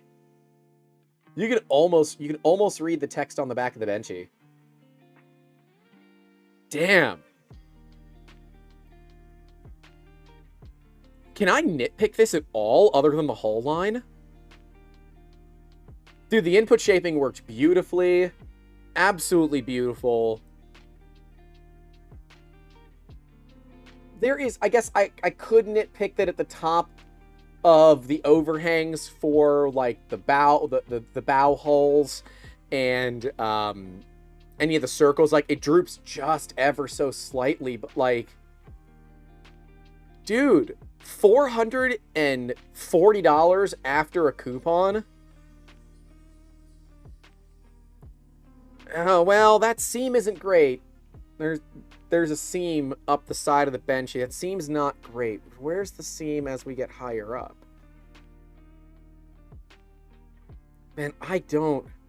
We're getting to a point where a Benchy is just not enough. Like, a Benchy is just not enough to really understand how a printer performs. Hobby Hand said, so heat up took about 9 minutes. I guess. The machine said it was 12 minutes, but it could have been 14. I wasn't actually counting. That would have been smart, but I wasn't. So, sorry. What else do we got? There should be some other files on the card. Let's see what else we got in here. There's this castle. Uses 110 grams. You didn't give me enough filament for that, so I'm not going to run that. What else we got? What is this? 15 grams? Do we have 15 grams? No, we definitely don't have 15 grams. Well, you know what? That's going to let us test stuff. It's a 30-minute print. It's called X.G code. I have no idea what it is. But we're going to go ahead and run it. The screen said it took 21 minutes, but I don't know when it starts counting. I assume it starts counting as soon as I hit go. So this machine does have Wi-Fi. It does have a camera built into it. I do wish I could see the camera. That would be kind of nice. Yeah, I can't see it. We can put it into automatic sleep. Here, I'm going to move this out a little bit so you guys can kind of see the screen here. Jeez. Amateur hour, man. When's this guy going to become a professional? Right? When's this guy going to become a professional? Jeez. Good enough. All right, so we have our network. Is the machine's IP really 255? 255? So those are all the networks it can see. It can... Oh, great. You're not able to see those. That's fine. Are you going to just freaking... Meh. It can see my network, and it can see... I have no idea what the summer network is, but those are the three networks. Those are... And it sees two of my... There are not two 2.4 gigahertz networks here. IoT would be where it would go, but I'm not putting it online at this time. Notice system works properly. Great. Thanks for that. We can export logs if we wanted to. That's nice to see. After sales. Great. We have an automatic sleep, so you can tell it when you want the screen to turn off, basically. We have an updating one. No file update determined. Languages, of course, that. It's got a camera, but without putting it online, we're not going to be able to see that camera. So for a lot of you, that will be a big thing, that because this machine has a camera, there's a lot of value there, right? And I get that. For me, network security is way, way, way too much for us. We don't use printers. We don't use cameras on our printers. The only printer that I've been using the camera on is the Magneto X. But so far, I'm actually not certain if the Magneto X can even run without... dropped it. I'm not even certain if the Magneto X can run air-gapped. I don't know if it can. I gotta figure that one out. So we got another file that was on there that's not that long. It's about a half-hour file. We're going to go ahead and get that running. Well, before we do that, I know Saul wanted to see underneath the cover. So hold on, I can show you that.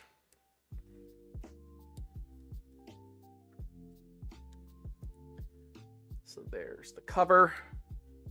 Cover just angles up and out.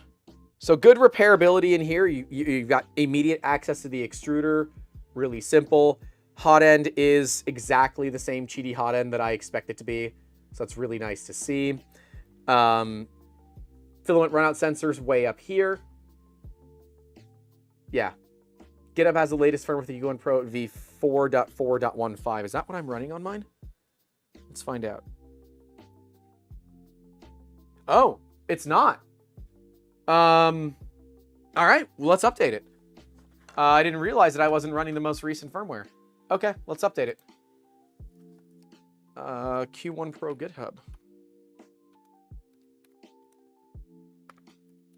I'm running 4.4.13. Right, there's a Keychron Q1.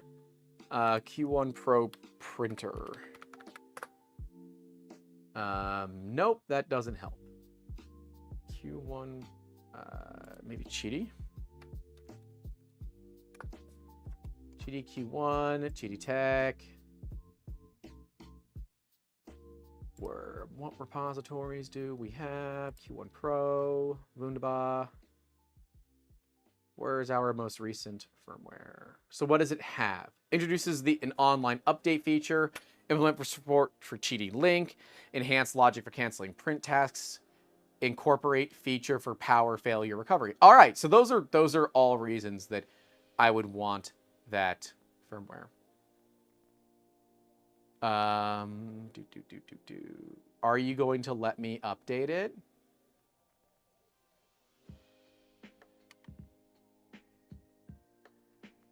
Select the latest firmware in the version release bar next to it. Download it. Okay, well, that's always fun. You'll need to use my link. They don't have a repo link active yet. You can't post links. I think... Oh, there it is. Okay, V4. It's a RAR file. That's fine. All right, that's fine. And there's a tarball associated with it too. No big deal. We'll grab it and we'll get that done. Give me just a second. We'll get this machine updated and we'll have some fun with it once it's updated. Thankfully, this machine that I'm using is not secure because I definitely just plugged in that USB without checking its security. Remember, kids, never plug in USBs. What the heck?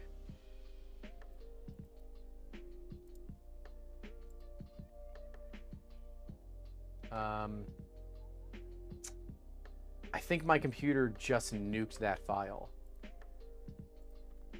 Let me download that one more time. I think it just nuked that file. Let's see.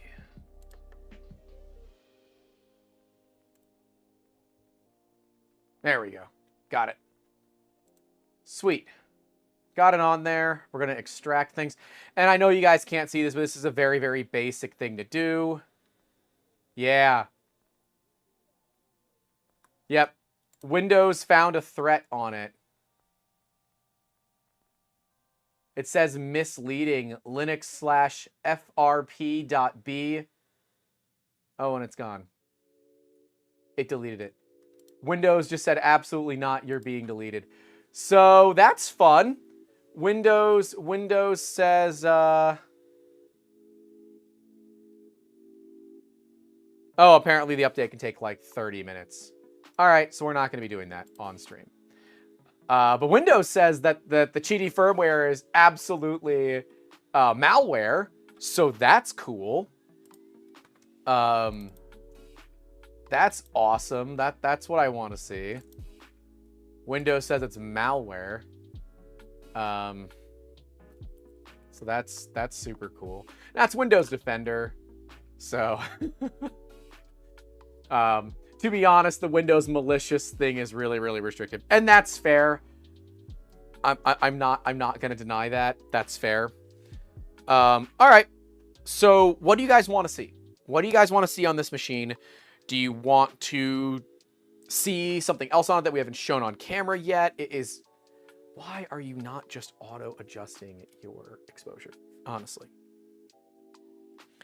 You know, what is it that you'd like to see on this machine? I'm happy to show you guys. Just tell me what you want to see.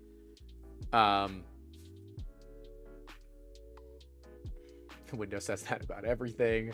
Okado says, as a software developer, Windows thinks every new piece of software is malware. I always get questions when I publish software about it. That's fair. I do like that on the top of the machine, it's got a sticker saying the input power of this machine is 100 to 130 volt. That's great to see. How easy is it to empty the poop box? Like, super easy. Pick it up, pull it out. Done. Now, I got my poop bucket. I got my bucket full of poop. You heard about the poop chute. Have you heard about the poop bucket? God. I need help. I need an adult. Where's the holes for it? Find your holes, poop bucket. I can see the chamber heater. It looks to be the exact same chamber heater that we are used to. If they add an MMU or AMS, that bucket isn't big enough. I agree. Did we look at the control board? No, I don't even know where it is on this machine. Yo, a built-in turd bucket. Yeah, it's got that. Yusuf is asking, why does it have a poop box? I don't know. There's no reason for it to need one, unless they're planning some sort of multicolor unit. But if they are planning that, where the actual heck does it plug in? Unless it uses the USB port, which it could. I don't know where the heck you would plug it in. There's no obvious place to plug in a multi-material unit. Yeah, I don't know. All right, I'll move this over to the side. You can see that thing moving in and out on the webcam and on the top down. That is the actual wiper. It uses some thick felt to wipe the nozzle. But you would do this on printers that use, like, nozzle probing. You want your nozzle cleaner doing nozzle probing. It doesn't do that. It doesn't do nozzle probing. This can maybe print ASA. Absolutely it can. It's got a chamber heater. It can print ASA like a hot damn, I would assume. If it's anything like the X3 series, which it looks very similar, it performs very similar. In fact, I think it's faster. Then yeah, it absolutely can. But yeah, I don't understand. I don't understand the wiping in the poop bucket. There's just no reason. Ant Star asks if it has a filament cutter. That's a great question. I don't know the answer to that. You don't technically need a filament cutter.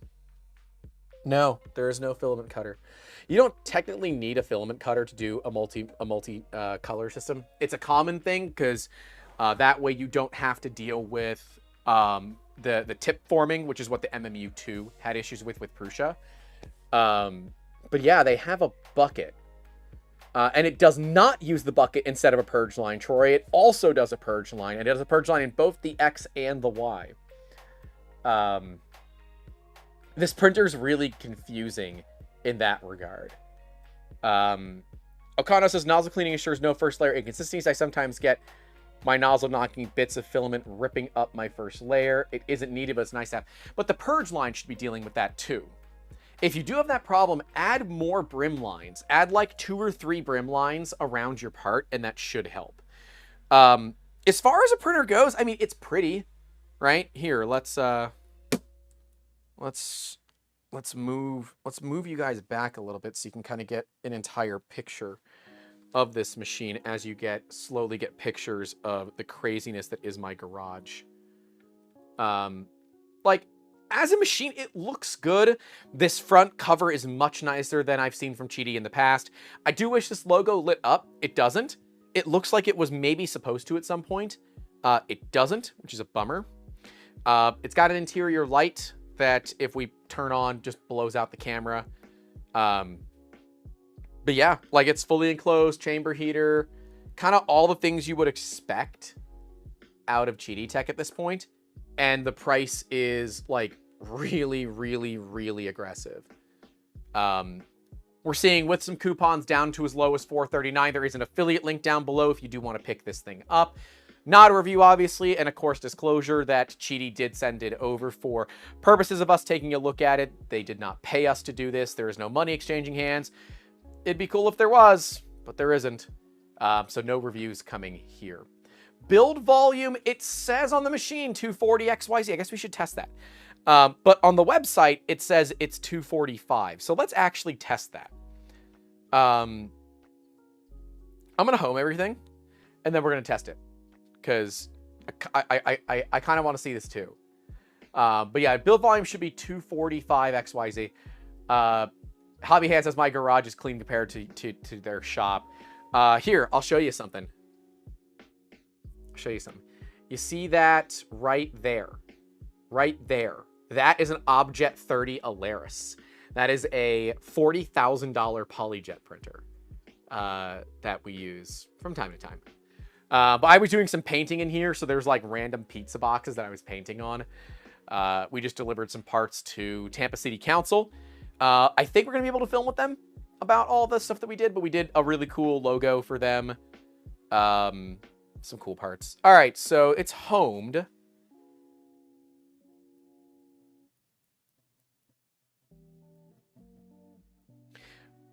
All right, so we're at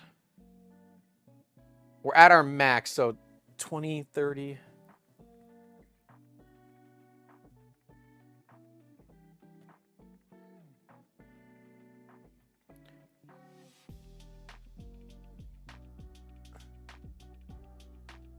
There's no way this machine prints 245. There's no way. There's absolutely no way. Something's not right here. There's no way. No, I don't think there is. Sorry, I gotta bring the Z-axis up. I don't think this is a 245 machine. I think it's only 240.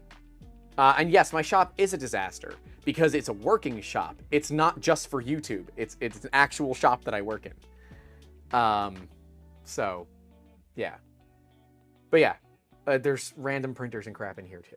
Performance looks good on paper. And no, it's got a 240, it's got a 250 plate. I'm moving up the Z to see. Oh, you know, it might. It might. It's right on the freaking edge. Okay. I'm going to move X back.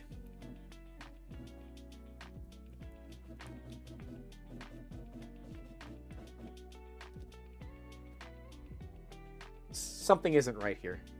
Something's not right. 5 millimeters is quite a bit.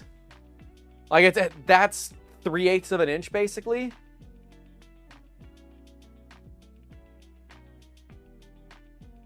I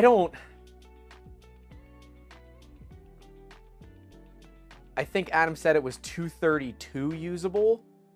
My God. See, now that's tiny.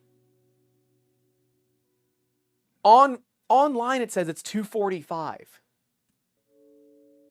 The machine says it's 240. Like, on the back of the machine, it says it's 240. And are we talking only 232 usable? And because, well, you could turn off that purge. There's no reason you have to have that purge. If you don't like the purge, turn it off.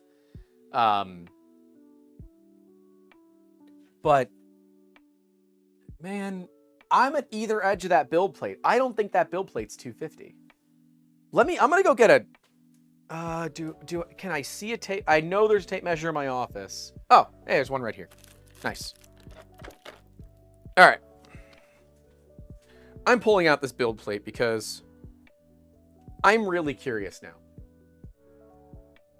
5 millimeters, 200 thou. Okay. Yeah, I mean, it's really, really close to a 1/4 inch. 6.7 millimeters is a 1/4 inch. I don't think this build plate's 250 millimeters. This is all in inches, but, you know, work with me. Burn an inch, it's not. Build plate's not 250. Right? Let me verify what 250 millimeter to inch is.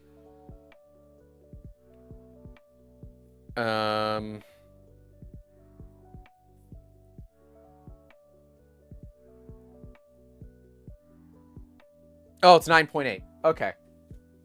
It's 9.8 inches. So it should be just over the 3/4 mark. Okay.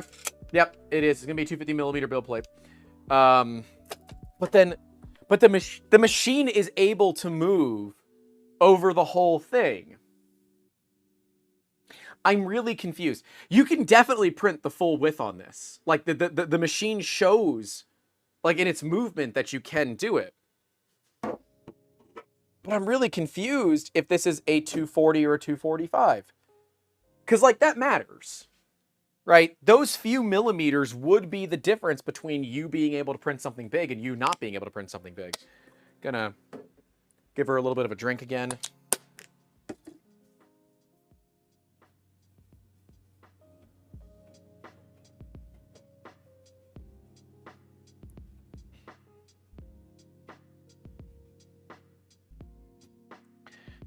Gonna check bed strain relief. It's fine, I guess. It's not amazing, but it's fine.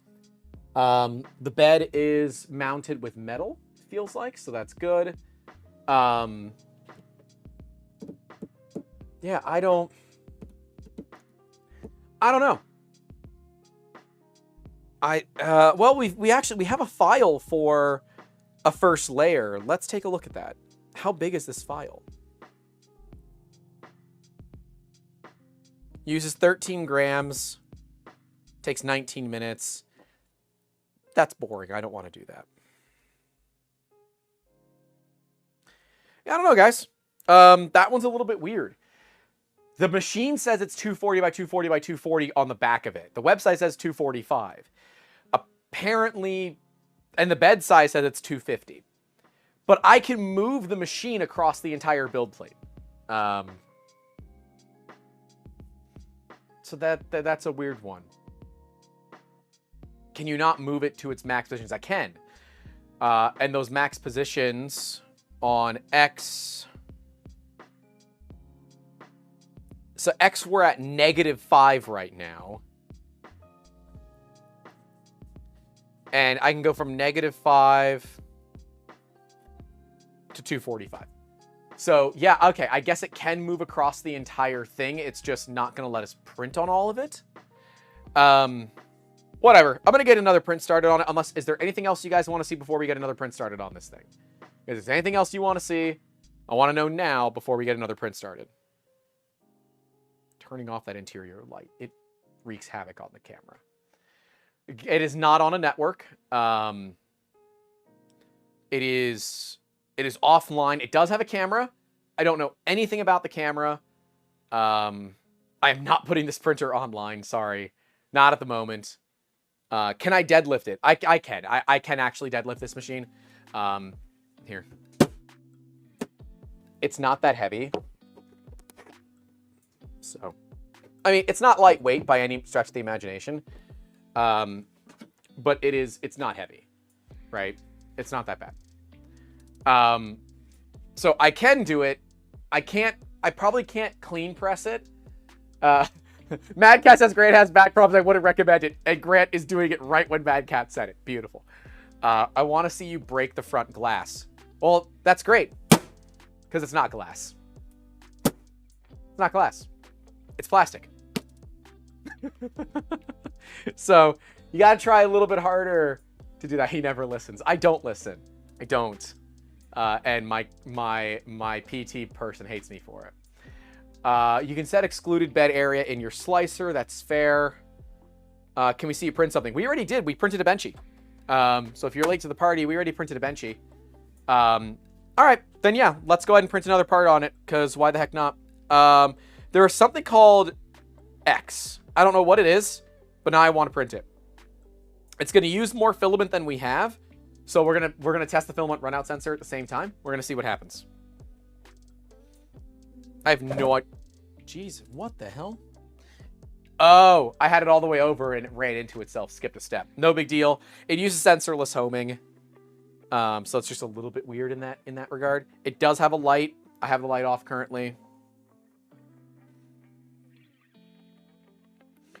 And of course, as we talked about, it also has a camera. Here, We'll get you guys right in there.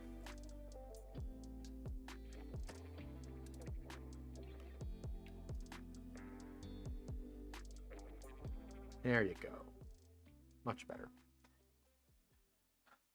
That might be the Qidi logo plate. I have no idea. Orca does have profiles for the Q1 Pro. That was added 2 days ago. Nice. Okay.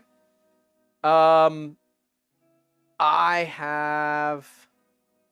have an older version of Orca on this computer.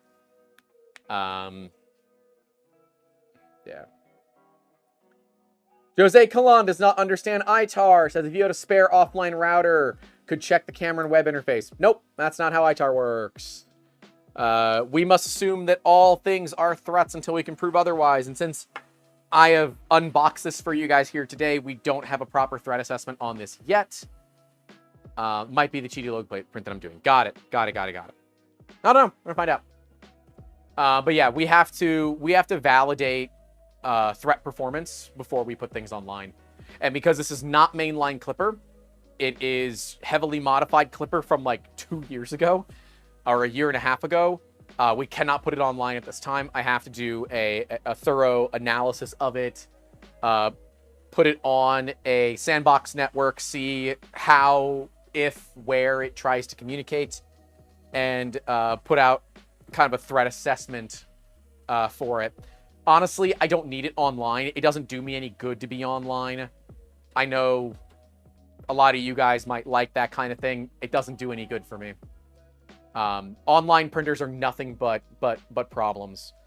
With MQTT vulnerabilities, issues with cloud vulnerabilities, looking at UNE-Cubic, all of that is going to be something that it's not worth the security risk to me to have the nicety of having it online. So that's my personal opinion on that.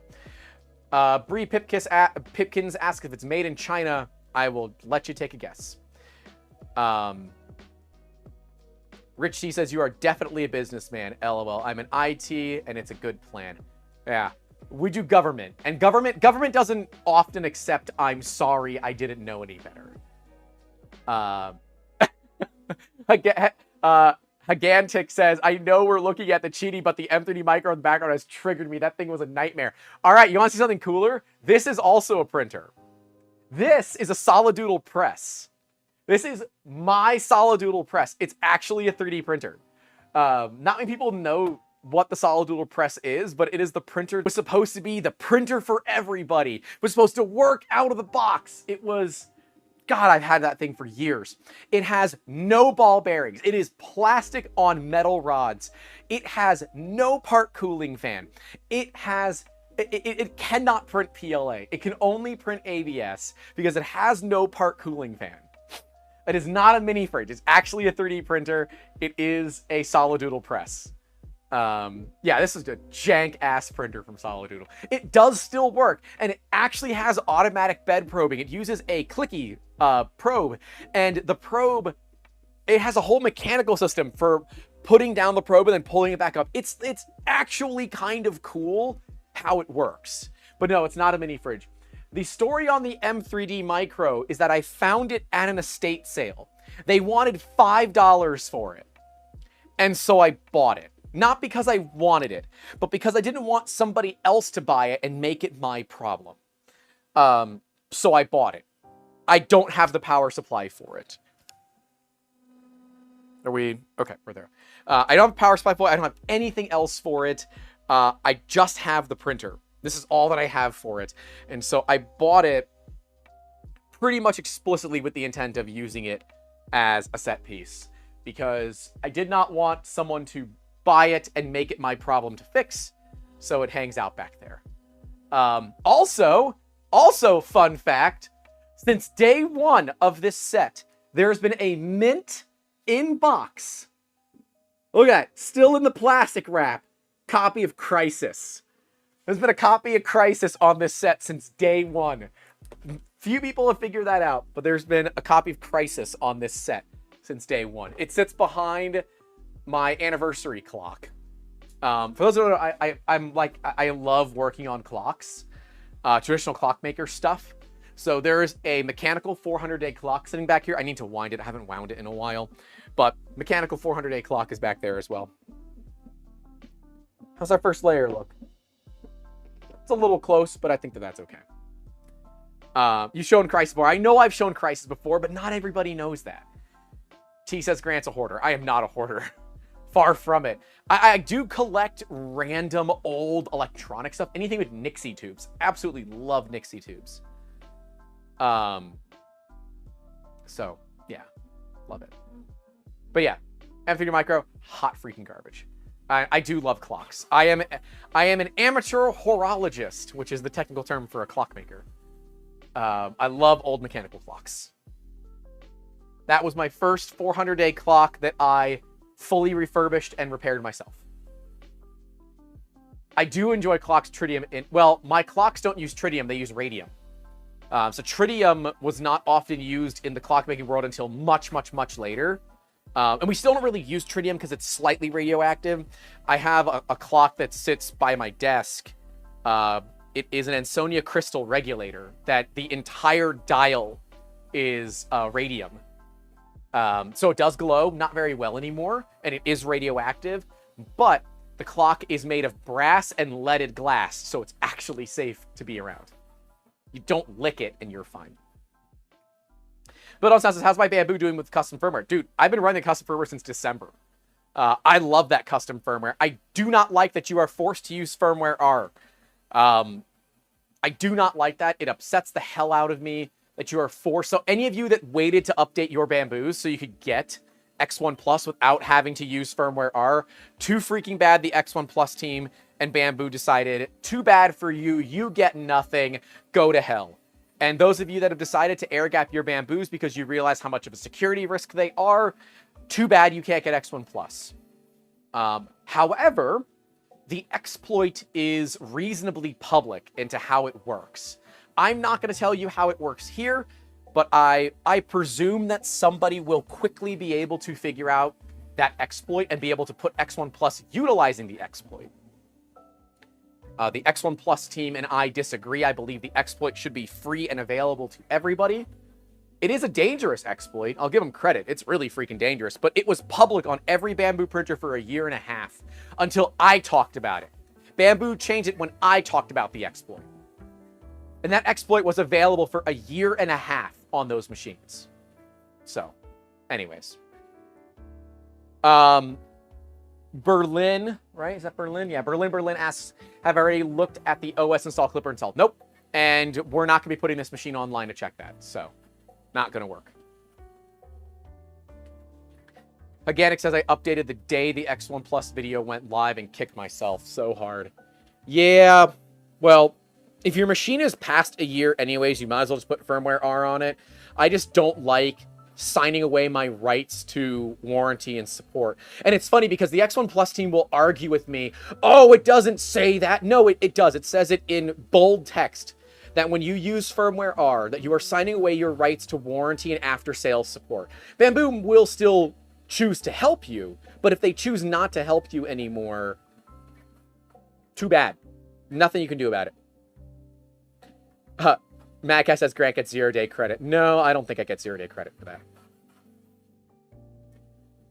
Bammy2 says you can't sign away your warranty in the EU by changing firmware. You can if you agree to it. Now, it might be different in the EU, but in the US, you can sign away your rights to warranty. There is a provision in the Magnuson-Moss Warranty Act that I'm aware of. I don't know if it's 100% accurate, but I'm aware of it.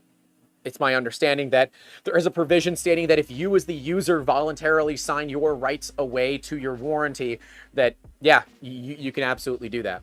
So, Bam2 said they have to prove that changing the firmware could cause the malfunction.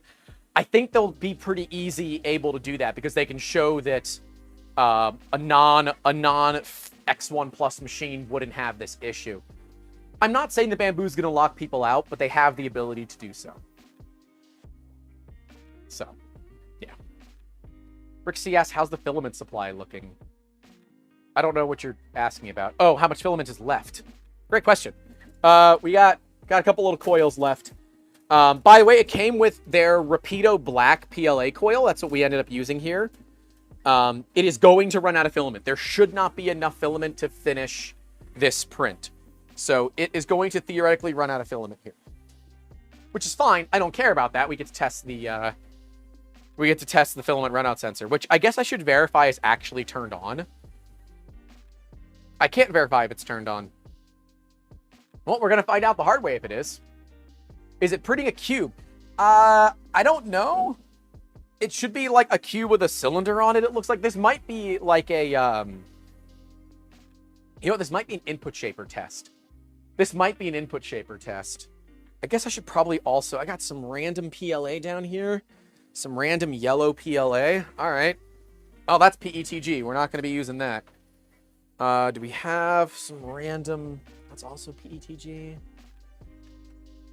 What kind of random PLA do we have out here?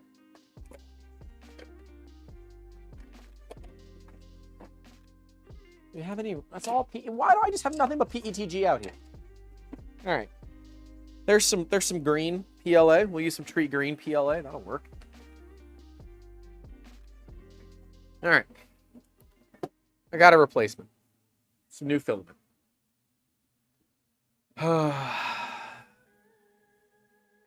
Skate2 says, unless there's an easy method of submitting a complaint to the local government in the EU, someone would have to be willing to spend the money on a lawyer to get that proven to force them to support it. Yep, that's part of the problem. It's very, very expensive. Spectrav3i says, what am I printing? It's X. It was a file on the printer. It's just called X. That's it. I'm assuming it's an input shaper test. It's so far, that's what it looks like. It looks like it's like an input shaper ringing test. So we'll see.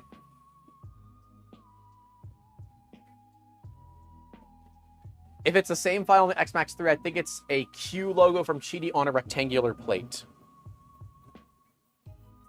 I don't know. We're going to find out. We're going to find out when it finishes. So yeah.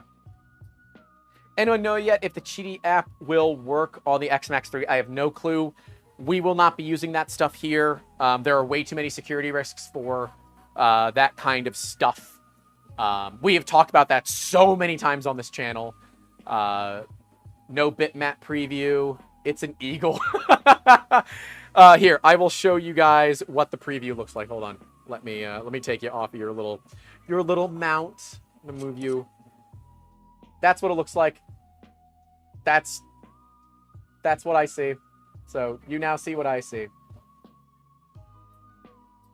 What is it? I have no clue. Can you freaking... You were just fine earlier. All right, whatever. I don't know what it is.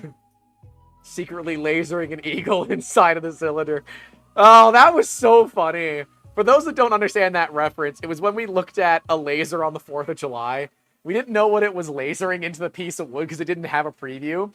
It ended up being an eagle, and I was so excited, it's an eagle! And I smacked the machine and shut it off, and we had to redo it again. Hagana asked if I've tried the E3D high flow hot end on the bamboo. Yes. Oh my gosh, I love it. It is so good. I've been running it on the bamboo for about a month, 2 months? 2 months? Yeah, about 2 months now. We will be doing a video review of that, but I want to, again, I want to beat the hell out of stuff before we do reviews.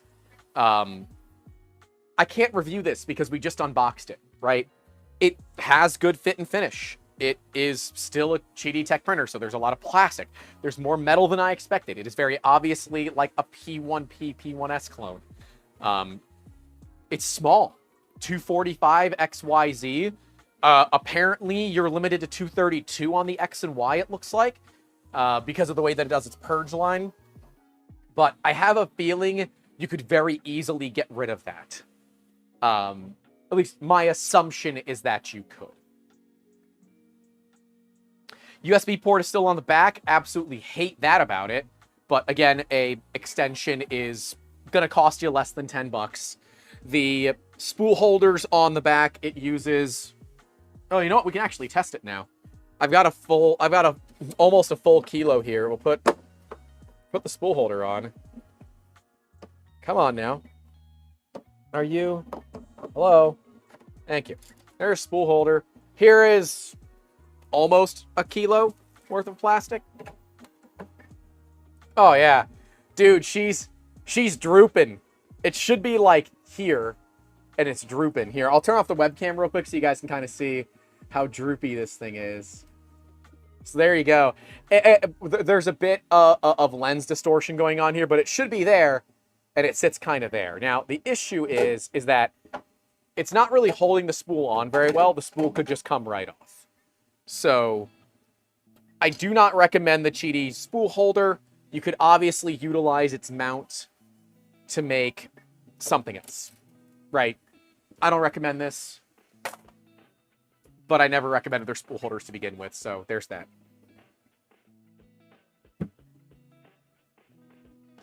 Resonance meter. Yeah, when your filament falls off, your printer's printing too fast. Is that the idea? So we're gonna let this thing run out of filament. We're gonna hope that the filament runout sensor actually works. Does the PTFE tube rub on the top? No, we already checked that. It doesn't. It doesn't. It is close, but it doesn't rub on the top. Here, Zombie, I'll put it back on for you so you can see. It does not rub on the top.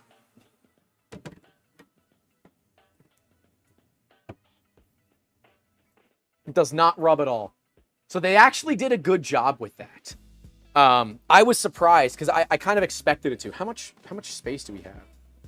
About a half a finger worth of room. That's not that bad. The panels on this being plastic are going to pick up fingerprints like nobody's business. Yeah, finally someone that doesn't rub the reverse Bowden on the roof. I 100% agree. This is, however, not technically well, it's kind of a reverse Bowden, but not 100%. Baby says maybe it's intended as some kind of dampening to the vibrations of the printer. I don't know, and I'm not doing it. It's a recipe for things to fail. The nice thing about this is that the filament round sensor is down at the hot end, so that's convenient as hell, but I don't know how it's going to react. So we got to figure out how it's going to react.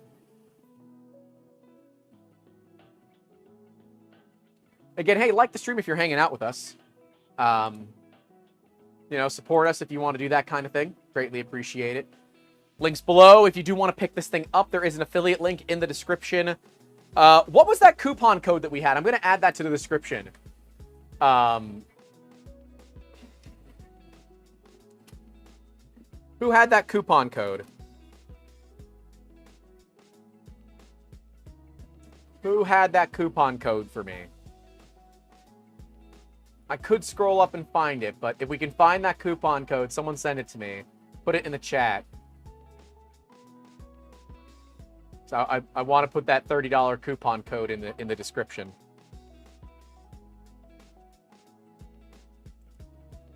I bet I could just scroll all the way up and find it. Could just do that too. Oh, nope. I can't. All right, someone's going to have to give me the coupon code. I can only scroll up so far.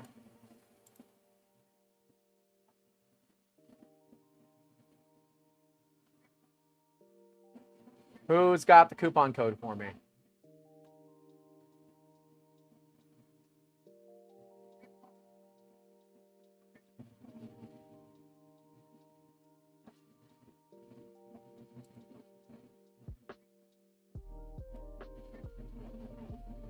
Does nobody have the coupon code for me? I'm trying to help everybody out. Give the coupon code. There was a $30 coupon code. It was mentioned earlier up in the chat. 30 days gift. That's it. Thank you. I don't know how long it's going to work, but we'll put it in there.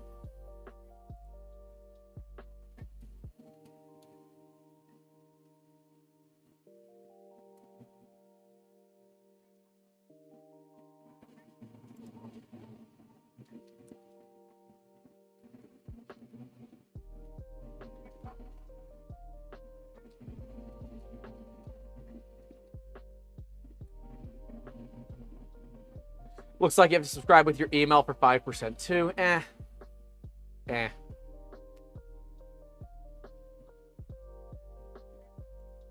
All right, added it to the thing.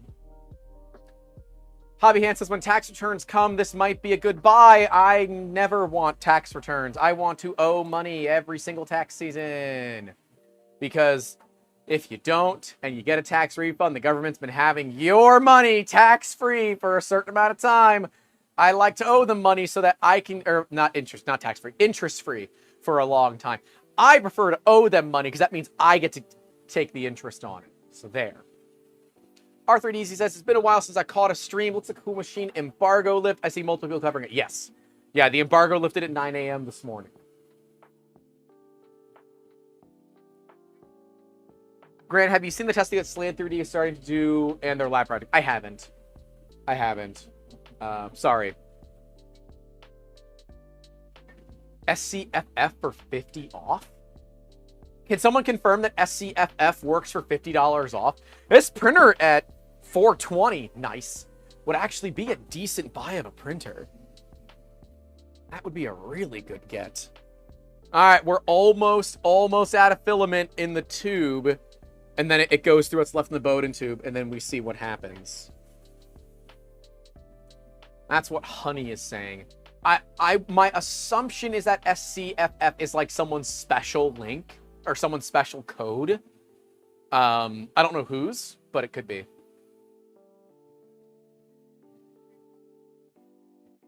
Something to note for the chamber heater folks out there. There's an internal fan, and it blows straight through to the back of the case. SCFF is not valid. Okay, so it's not valid. The chamber heat or the chamber fan, there's two panels in the back of the machine. One of them is just the exhaust, but I can feel air coming out of multiple areas on this machine. So just be aware, your machine is not very well sealed. It's sealed enough, but it's not perfectly well sealed.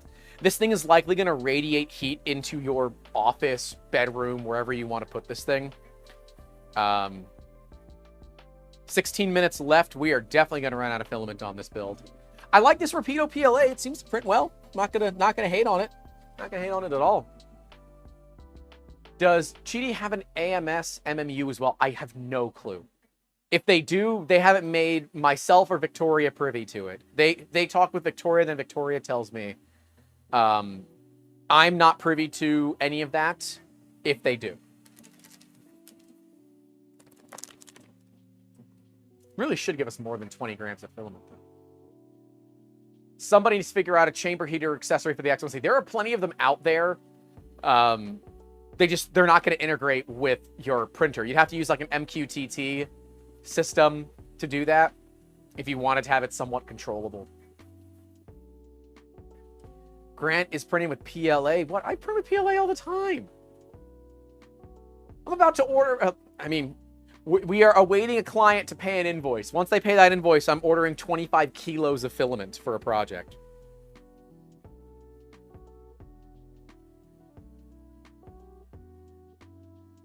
Craziness is going on. My God, my phone is blowing up.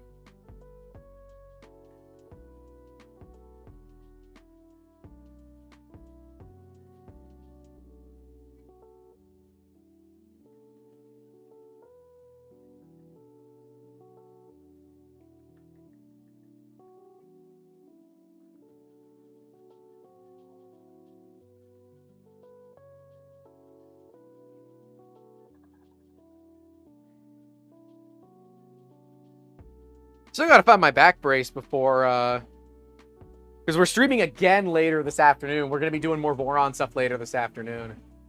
So, yeah.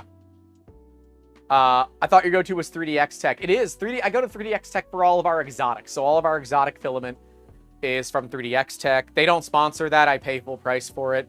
Our non-exotic stuff often comes from Printed Solid. Printed Solid for PLA, PETG, it's great.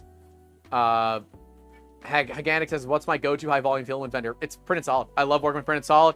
If you call Printed Solid and you're looking to buy as a business, okay, the salespeople buy more than 10 kilos. I would say at least 20 kilos. Call it 20 kilos. Go to sales and ask for Domingo and tell them the D-Gens say hello. Domingo is a fan of the channel. He works at Printed Solid, and so it's always fun to mess with Domingo. So you can mess with Domingo. You have my permission. I have volunteered him to be messed with. Just be nice about it. If you're going to mess with Domingo, be nice about it. It's fine. We love Domingo. He's a great guy. And anytime that I've got big order stuff coming in where it would be a business order rather than just like, 5 or 6 kilos at a time, I always try to give Domingo the sale. He's a great guy. Mitch asks where I'm fitting all these printers. That is a problem. I haven't figured that one out yet. All right.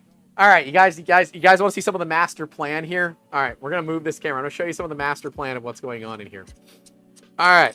So first off, yes, that window is covered in tin foil because it gets way too hot. Oh, hey, the filament runout sensor did its thing. Hold on. Our filament runout sensor triggered. We're putting you back on your thing. Hold on. We don't get to see the master plan yet. We get to do filament runout. Did it trigger? Yeah, it triggered at the hot end. Okay. All right. Sweet. Great. I love to see that. Now, of course, I don't really have a great way to do this other filament, so this is going to be fun, and by fun I mean it's going to be a real pain in the ass. I guess we can just do it like this. It's not going to be great, but it'll work.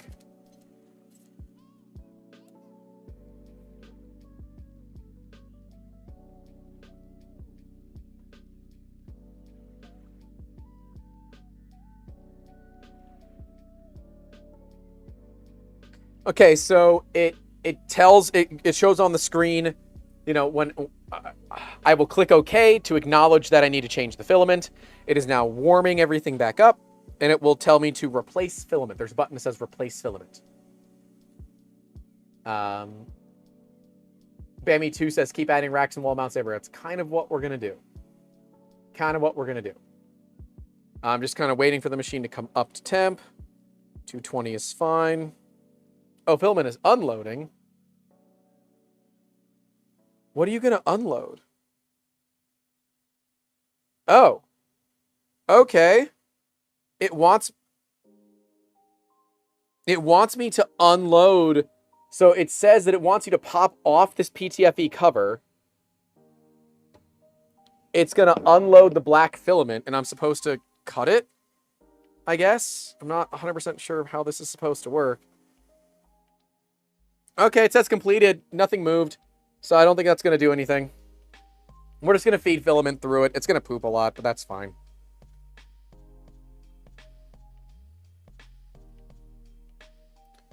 Confirm.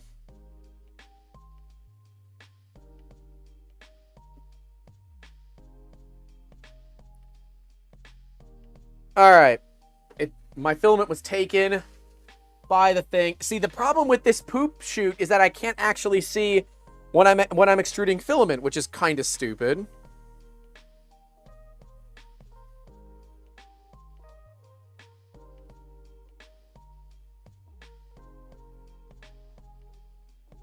Once we're done with the loading of the filament, we'll talk about the master plan in here.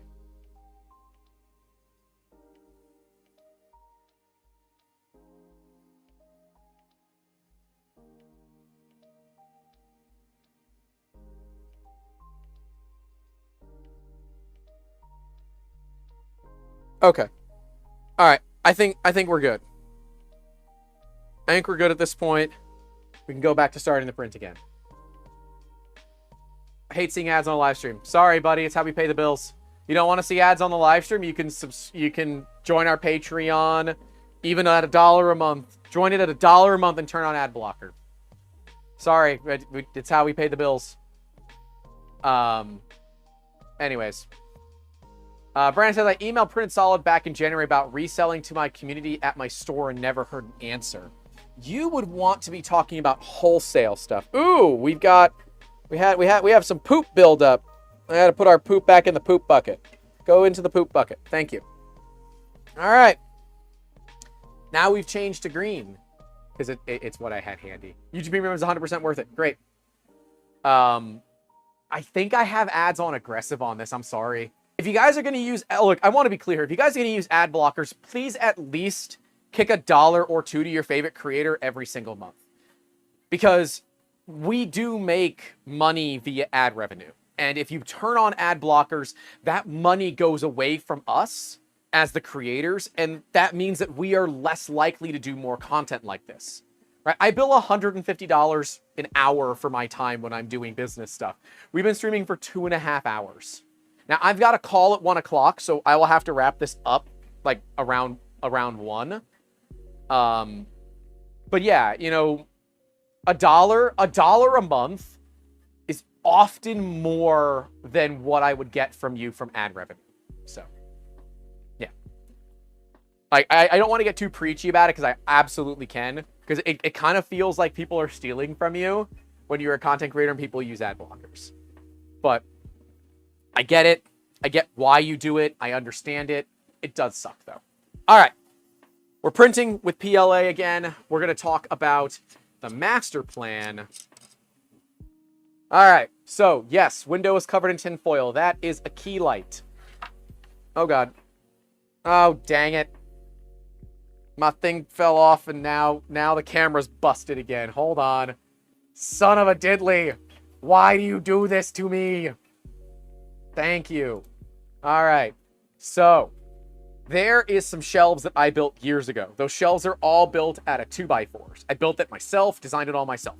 So the goal is to actually extend that shelf all the way out to here, where it will basically also have this shelf integrated into it. The goal is to put printers here, and there's a laser right there that I gotta be careful of. The laser has become a flat surface because normally this is the flat surface. The laser's the flat surface. But the goal is to have at least one shelf there, if not another shelf above it as well, where we can put printers, what? Filament entangled? Ah, yeah, that's fair. Filament's entangled. It knew that the filament was tangled. That's super cool, actually. It knew that filament was tangled. That's really cool. Okay. Credit where it's due. Hey, Mitch gifted 1 membership. Thank you, Mitch. Gave it to Spectravi. There you go, you punk guy. Thanks, Mitch. That's kind of cool. It must be able to detect... I guess it's detecting, force? Right? It's gotta be. It's gotta be it detecting force somehow. Anyways, that's cool. Yeah, it must be some sort of a force sensor, or like when it detects a skip. But yeah, it was definitely tangled. Credit where it's due. That was absolutely right. So anyways, we're going to be extending that shelf out all the way. There'll be uprights over there by Apollo and misappropriate content now. And so that way we can put printers here that are normally like enclosed printers. Like this is going to go there. The X+3, which is over there, is going to go over here as well. And that will give us more storage space for a machine. So that's part of the plan. At some point, we might actually look to put shelves behind me as well. So remove those random IKEA shelves and put like actual shelving behind me where we can put other machines, things that we're working on. I just worry because this set is supposed to be the more like clean set. It's definitely not because I'm always working out here, but I don't have dedicated space to work in that isn't also a YouTube set. So that's kind of the thing that we're working on. We're going to be doing some work likely with, what the hell? What is Vishal's company's name? Sliceworks 3D, likely Sliceworks 3D. They don't know that yet, but we're likely going to be working with them on this project to do all the storage and stuff for my power tools, my cordless power tools. So that is something that I want to do, because like that whole area where I store all my cordless power tools is just like real bad. And I know I'm not the only one that just has power tools out the wazoo, and they're all stored terribly. And Sliceworks happens to make filament that is dead on the right colors for the brands that we have. So I think it makes the most sense to use their filament to do those projects. So Brandon says Florida humidity is a bigger problem than having no shelves. And that's why only enclosed printers are going to stay out here. We're not going to have printers that are open air out here unless they're out here for testing or something like that. Otherwise, strictly out here is going to be for closed printers only, especially if they have chamber heaters, which might mean at some point the Magneto X stays out here because it does have an enclosure, or it could. Ours doesn't yet. So yeah, that's like part of the plan because I need more space.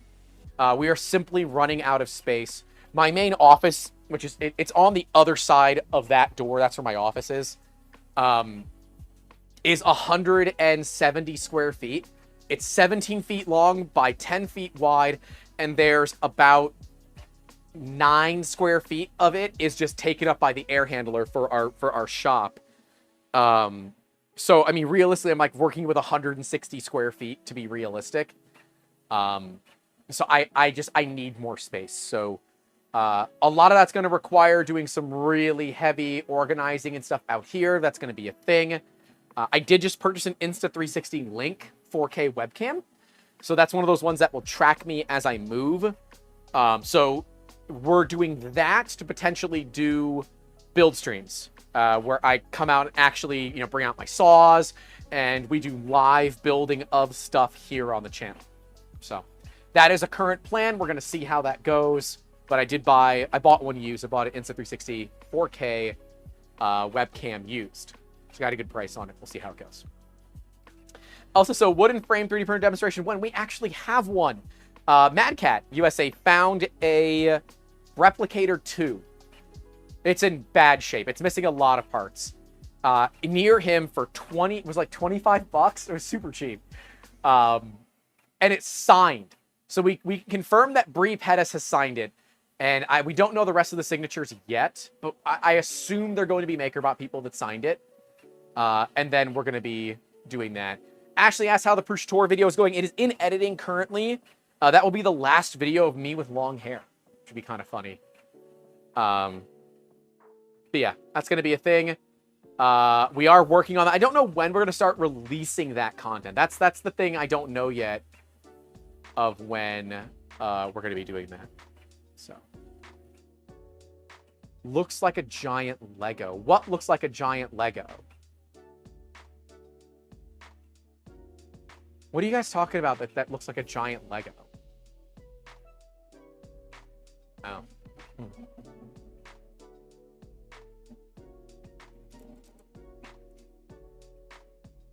I really think it's just an input shaper thing. Oh, the print. Yeah, it does. It does. Okay, the print. Yeah, it does kind of look like a giant Duplo block. Okay, we're going to show you guys this, but we can definitely see some damage where the filament got caught. But it did detect that, which was pretty cool. I don't think anybody's ever shown that. It wasn't my intention to show it. It just kind of happened. Brandon asked, what's my opinion on MakerBot printers? I've had nothing but bad luck. I don't think that MakerBot printers are worth the money in this market. You're looking at a MakerBot printer that will do basically the same thing that this will for like 10x the price. I'm not saying you should go out and buy this printer. This is not a review. You decide if you want to buy this printer. I am not giving you my opinion on it because my opinion is not sound enough yet on this machine to say I like it or I don't. So far, the experiences have been fine. I have no complaints about it there. But again, this is not a review. It is a first look. This printer did come to us for free. Qidi did not pay us to do anything this. There's no financial compensation being made outside of what you all might choose to do by supporting our channel, liking, subscribing, Patreon, YouTube channel members, and all that kind of stuff. Anyways, I don't think MakerBot printers are valuable at this point, and I think MakerBot knows that. They are going after the education market where their machines make way more sense, where it's more of that closed ecosystem, and that closed ecosystem is appreciated, right? That educational market appreciates that kind of thing. So Mitch says their method uses a dual extrusion with engineering materials, but there's a bunch of options. It's true.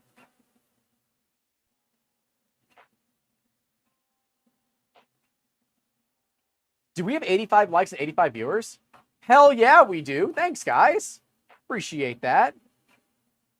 Really do appreciate that. Helps the channel grow. We're almost done, it says. I am noticing that the seam position here is set to random. The machine is randomly moving to other areas to start its print. So if you notice that, and now it's going to bother you too, their stock G code has it all set to random positioning. 34 minutes to complete the print. We're going to take a look at it here in just a second. I am going to unload the filament, though, because that's what I want to do. Very much like to unload the filament. It does do the same thing that it used to. So on the X3 series, if you click the actual icon, it's like, if you come here and you click the icon, are you going to focus? Oh, I hate that. If you click on the actual icon that looks like the nozzle, the heated bed, or the chamber, it will go to the last temperature that you set it at. You don't have to type it in every single time. That's kind of actually really nice, and I've always liked that about these printers. Have you heard of scarf joint seams? I have.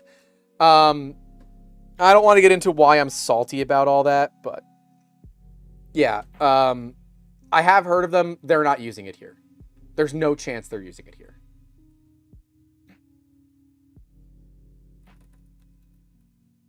Are we there? No, we're not. At least they have an option now for 100 millimeters because 50 is never enough. It looks like 60 might be the number that you need to do that. All right, let me go and turn off the hot end so I don't hurt myself.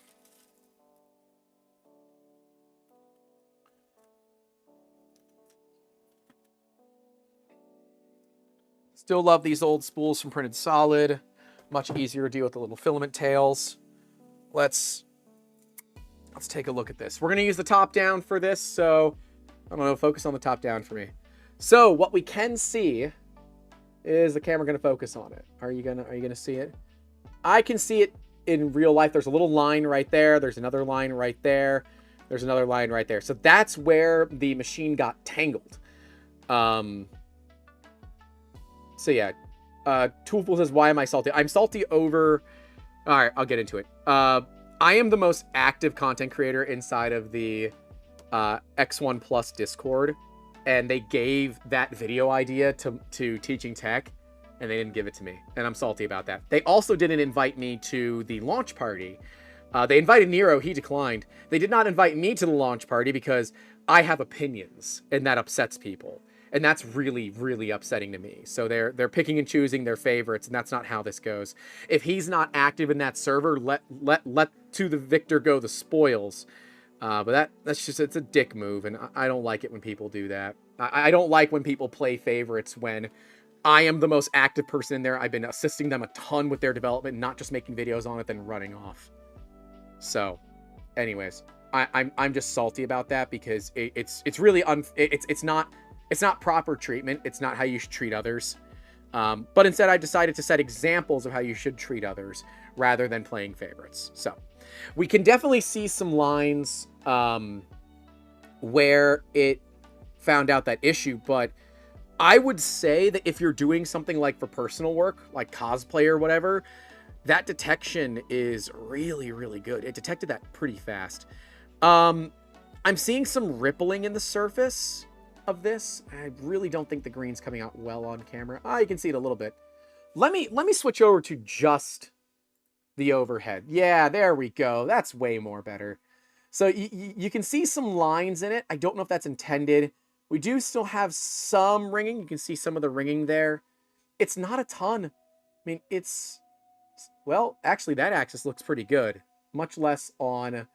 Of course, I don't know which way this was facing. That would have been smart to mark, but I didn't mark it because I'm dumb. Yeah, it's funny. We can see the seam.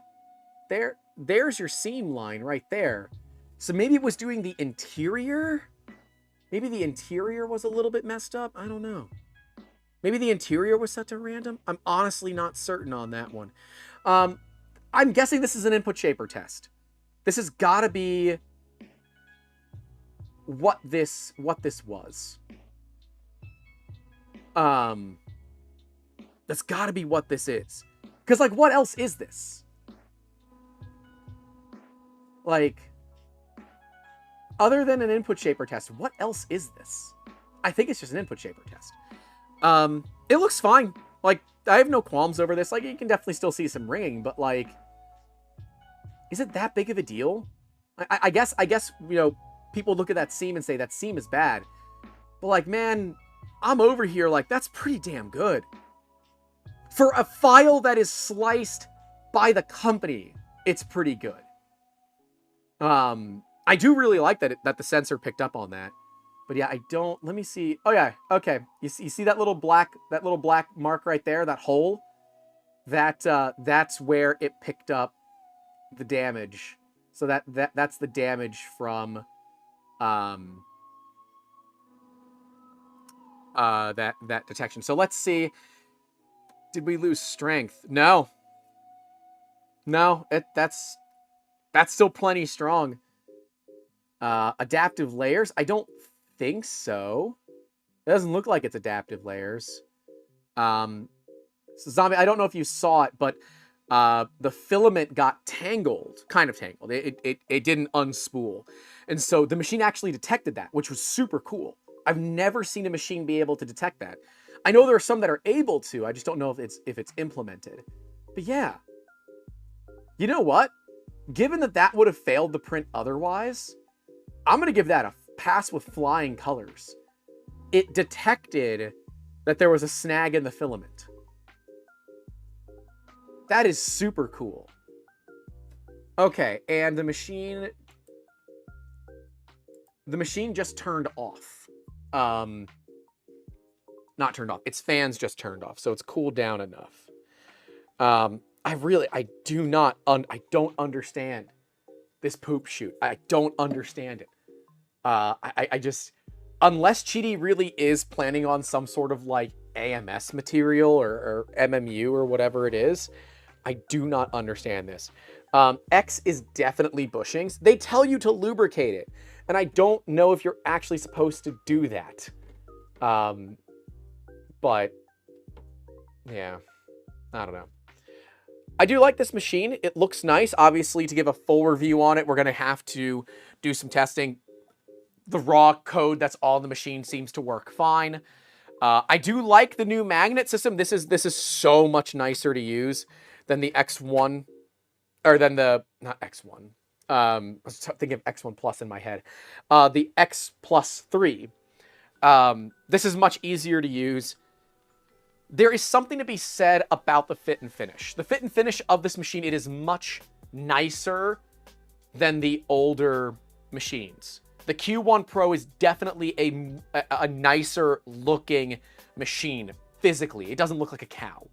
It's not black and white. It doesn't look like a cow. But they've definitely taken a lot of styling points from Bamboo. That's not a bad thing. To be clear, that's not a bad thing. And everybody else is doing it too. So you don't hate the player, hate the game. The belt pathing is not straight, which is kind of weird. Not 100% sure how I like that. The lights go straight down. I don't like that, but that is going to be a fixable thing. Spool holder is absolutely garbage. Don't even bother trying to use it. The USB port is on the back again, even though a lot of us complained about it. But hey, is what it is. Fotis is here. Hey, Fotis. How you doing? Make sure there's no blob when it does auto Z offset. The little bucket is probably just so you don't have to empty strands frequently. I will say, and I think Ashley pointed this out, that if they are going to do a multi-color setup, this is not a large enough poop box for it, but this is certainly easier to deal with than having to reach around the back of a Bamboo to put like a box of, like an old filament box or something back there. I don't have to give the printer a reach around is what I'm basically trying to say. Yeah. I don't know. I guess we'll see how quickly the poop bucket fills up. And to see kind of if that can present problems on longer prints. But it should make for a cleaner overall printing experience, so I can't hate that, right? That's kind of what we've been looking for. Bonus points are provided here because it does not have separate feet. The feet are all integrated, which is nice. Everything is plastic on this machine. Just checking the feet. It does have rubber feet. Those feet are integrated directly to it. There's a power supply on the bottom. Yeah, again, it's a very, very basic printer. Just going to have to move this out of the way so I can open the door again. Wonderful. I don't have a lot to complain about. that isn't like easily fixable, you know? I wish we had knowledge on the build size. The website says 245 XYZ. The printer says 240 XYZ. And it looks like because of the purge line, according to Vector 3D, its max build volume might actually be 232 XY and then 245 in a Z. And that is starting to give up a lot of room, a lot of real estate on this machine. So I'm going to have to use it, see if I like it, see if I don't, play around with it some. But this has been our first look at the Qidi Tech Q1 Pro. I like it. Plus, I think that they really put their design engineering hats on and said, we need this to actually look good too, or people aren't going to buy it. And at the price point, and by the way, there's a what the hell? There's an affiliate link in the description.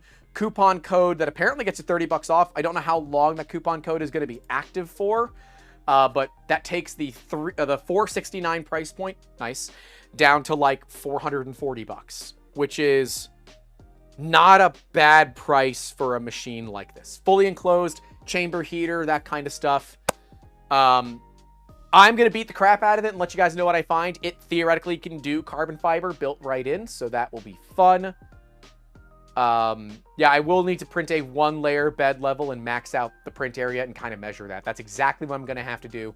But that will have to wait till another day because we're going to be wrapping this one up. If there's anything particular you guys want to see with this machine, please leave it in the comments, leave it in the chat. Let me know. And we'll go from there. They call it Ender because it makes you want... Oh my gosh. Jesus. I'm not finishing that statement. But yeah, I will say certainly nicer fit and finish. I like the somewhat textured plastic on this. And I know that's a dumb thing to like, but I do like it. This machine looks like a nicer fit and finish than the X3 series. So shipping was good. Box was good. I don't like the styrofoam that they used. Shame on you for using styrofoam in your packaging, Qidi. I don't like that. I don't like it when companies use styrofoam in their packaging. But yeah, it's supposed to be 245 XYZ. We don't know for sure exactly what it is. I hope you guys enjoyed this one. Enjoy the rest of your days. I'm going to be playing around with this thing, testing it for network security as well. And we will have updates on this soon, TM. It's going to go onto the print farm. We've got some parts we're doing for a client in ASA right now. So that is how I'm going to test this bad unit, see how it works out. But that is all I have for you guys today. Stay safe out there. Don't forget to call your loved ones.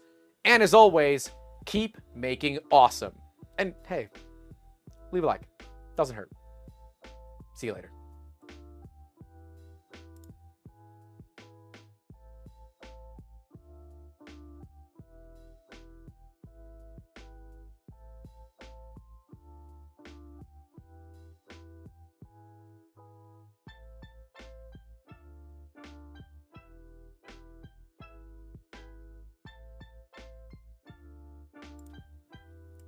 And yes, Mitch, Voron stream later. We're doing Voron stream later. See you guys in a few hours. We're streaming again today. 2 streams in 1 day. You thought I was leaving. I'm back, baby. We'll be back in a couple of hours. See you later.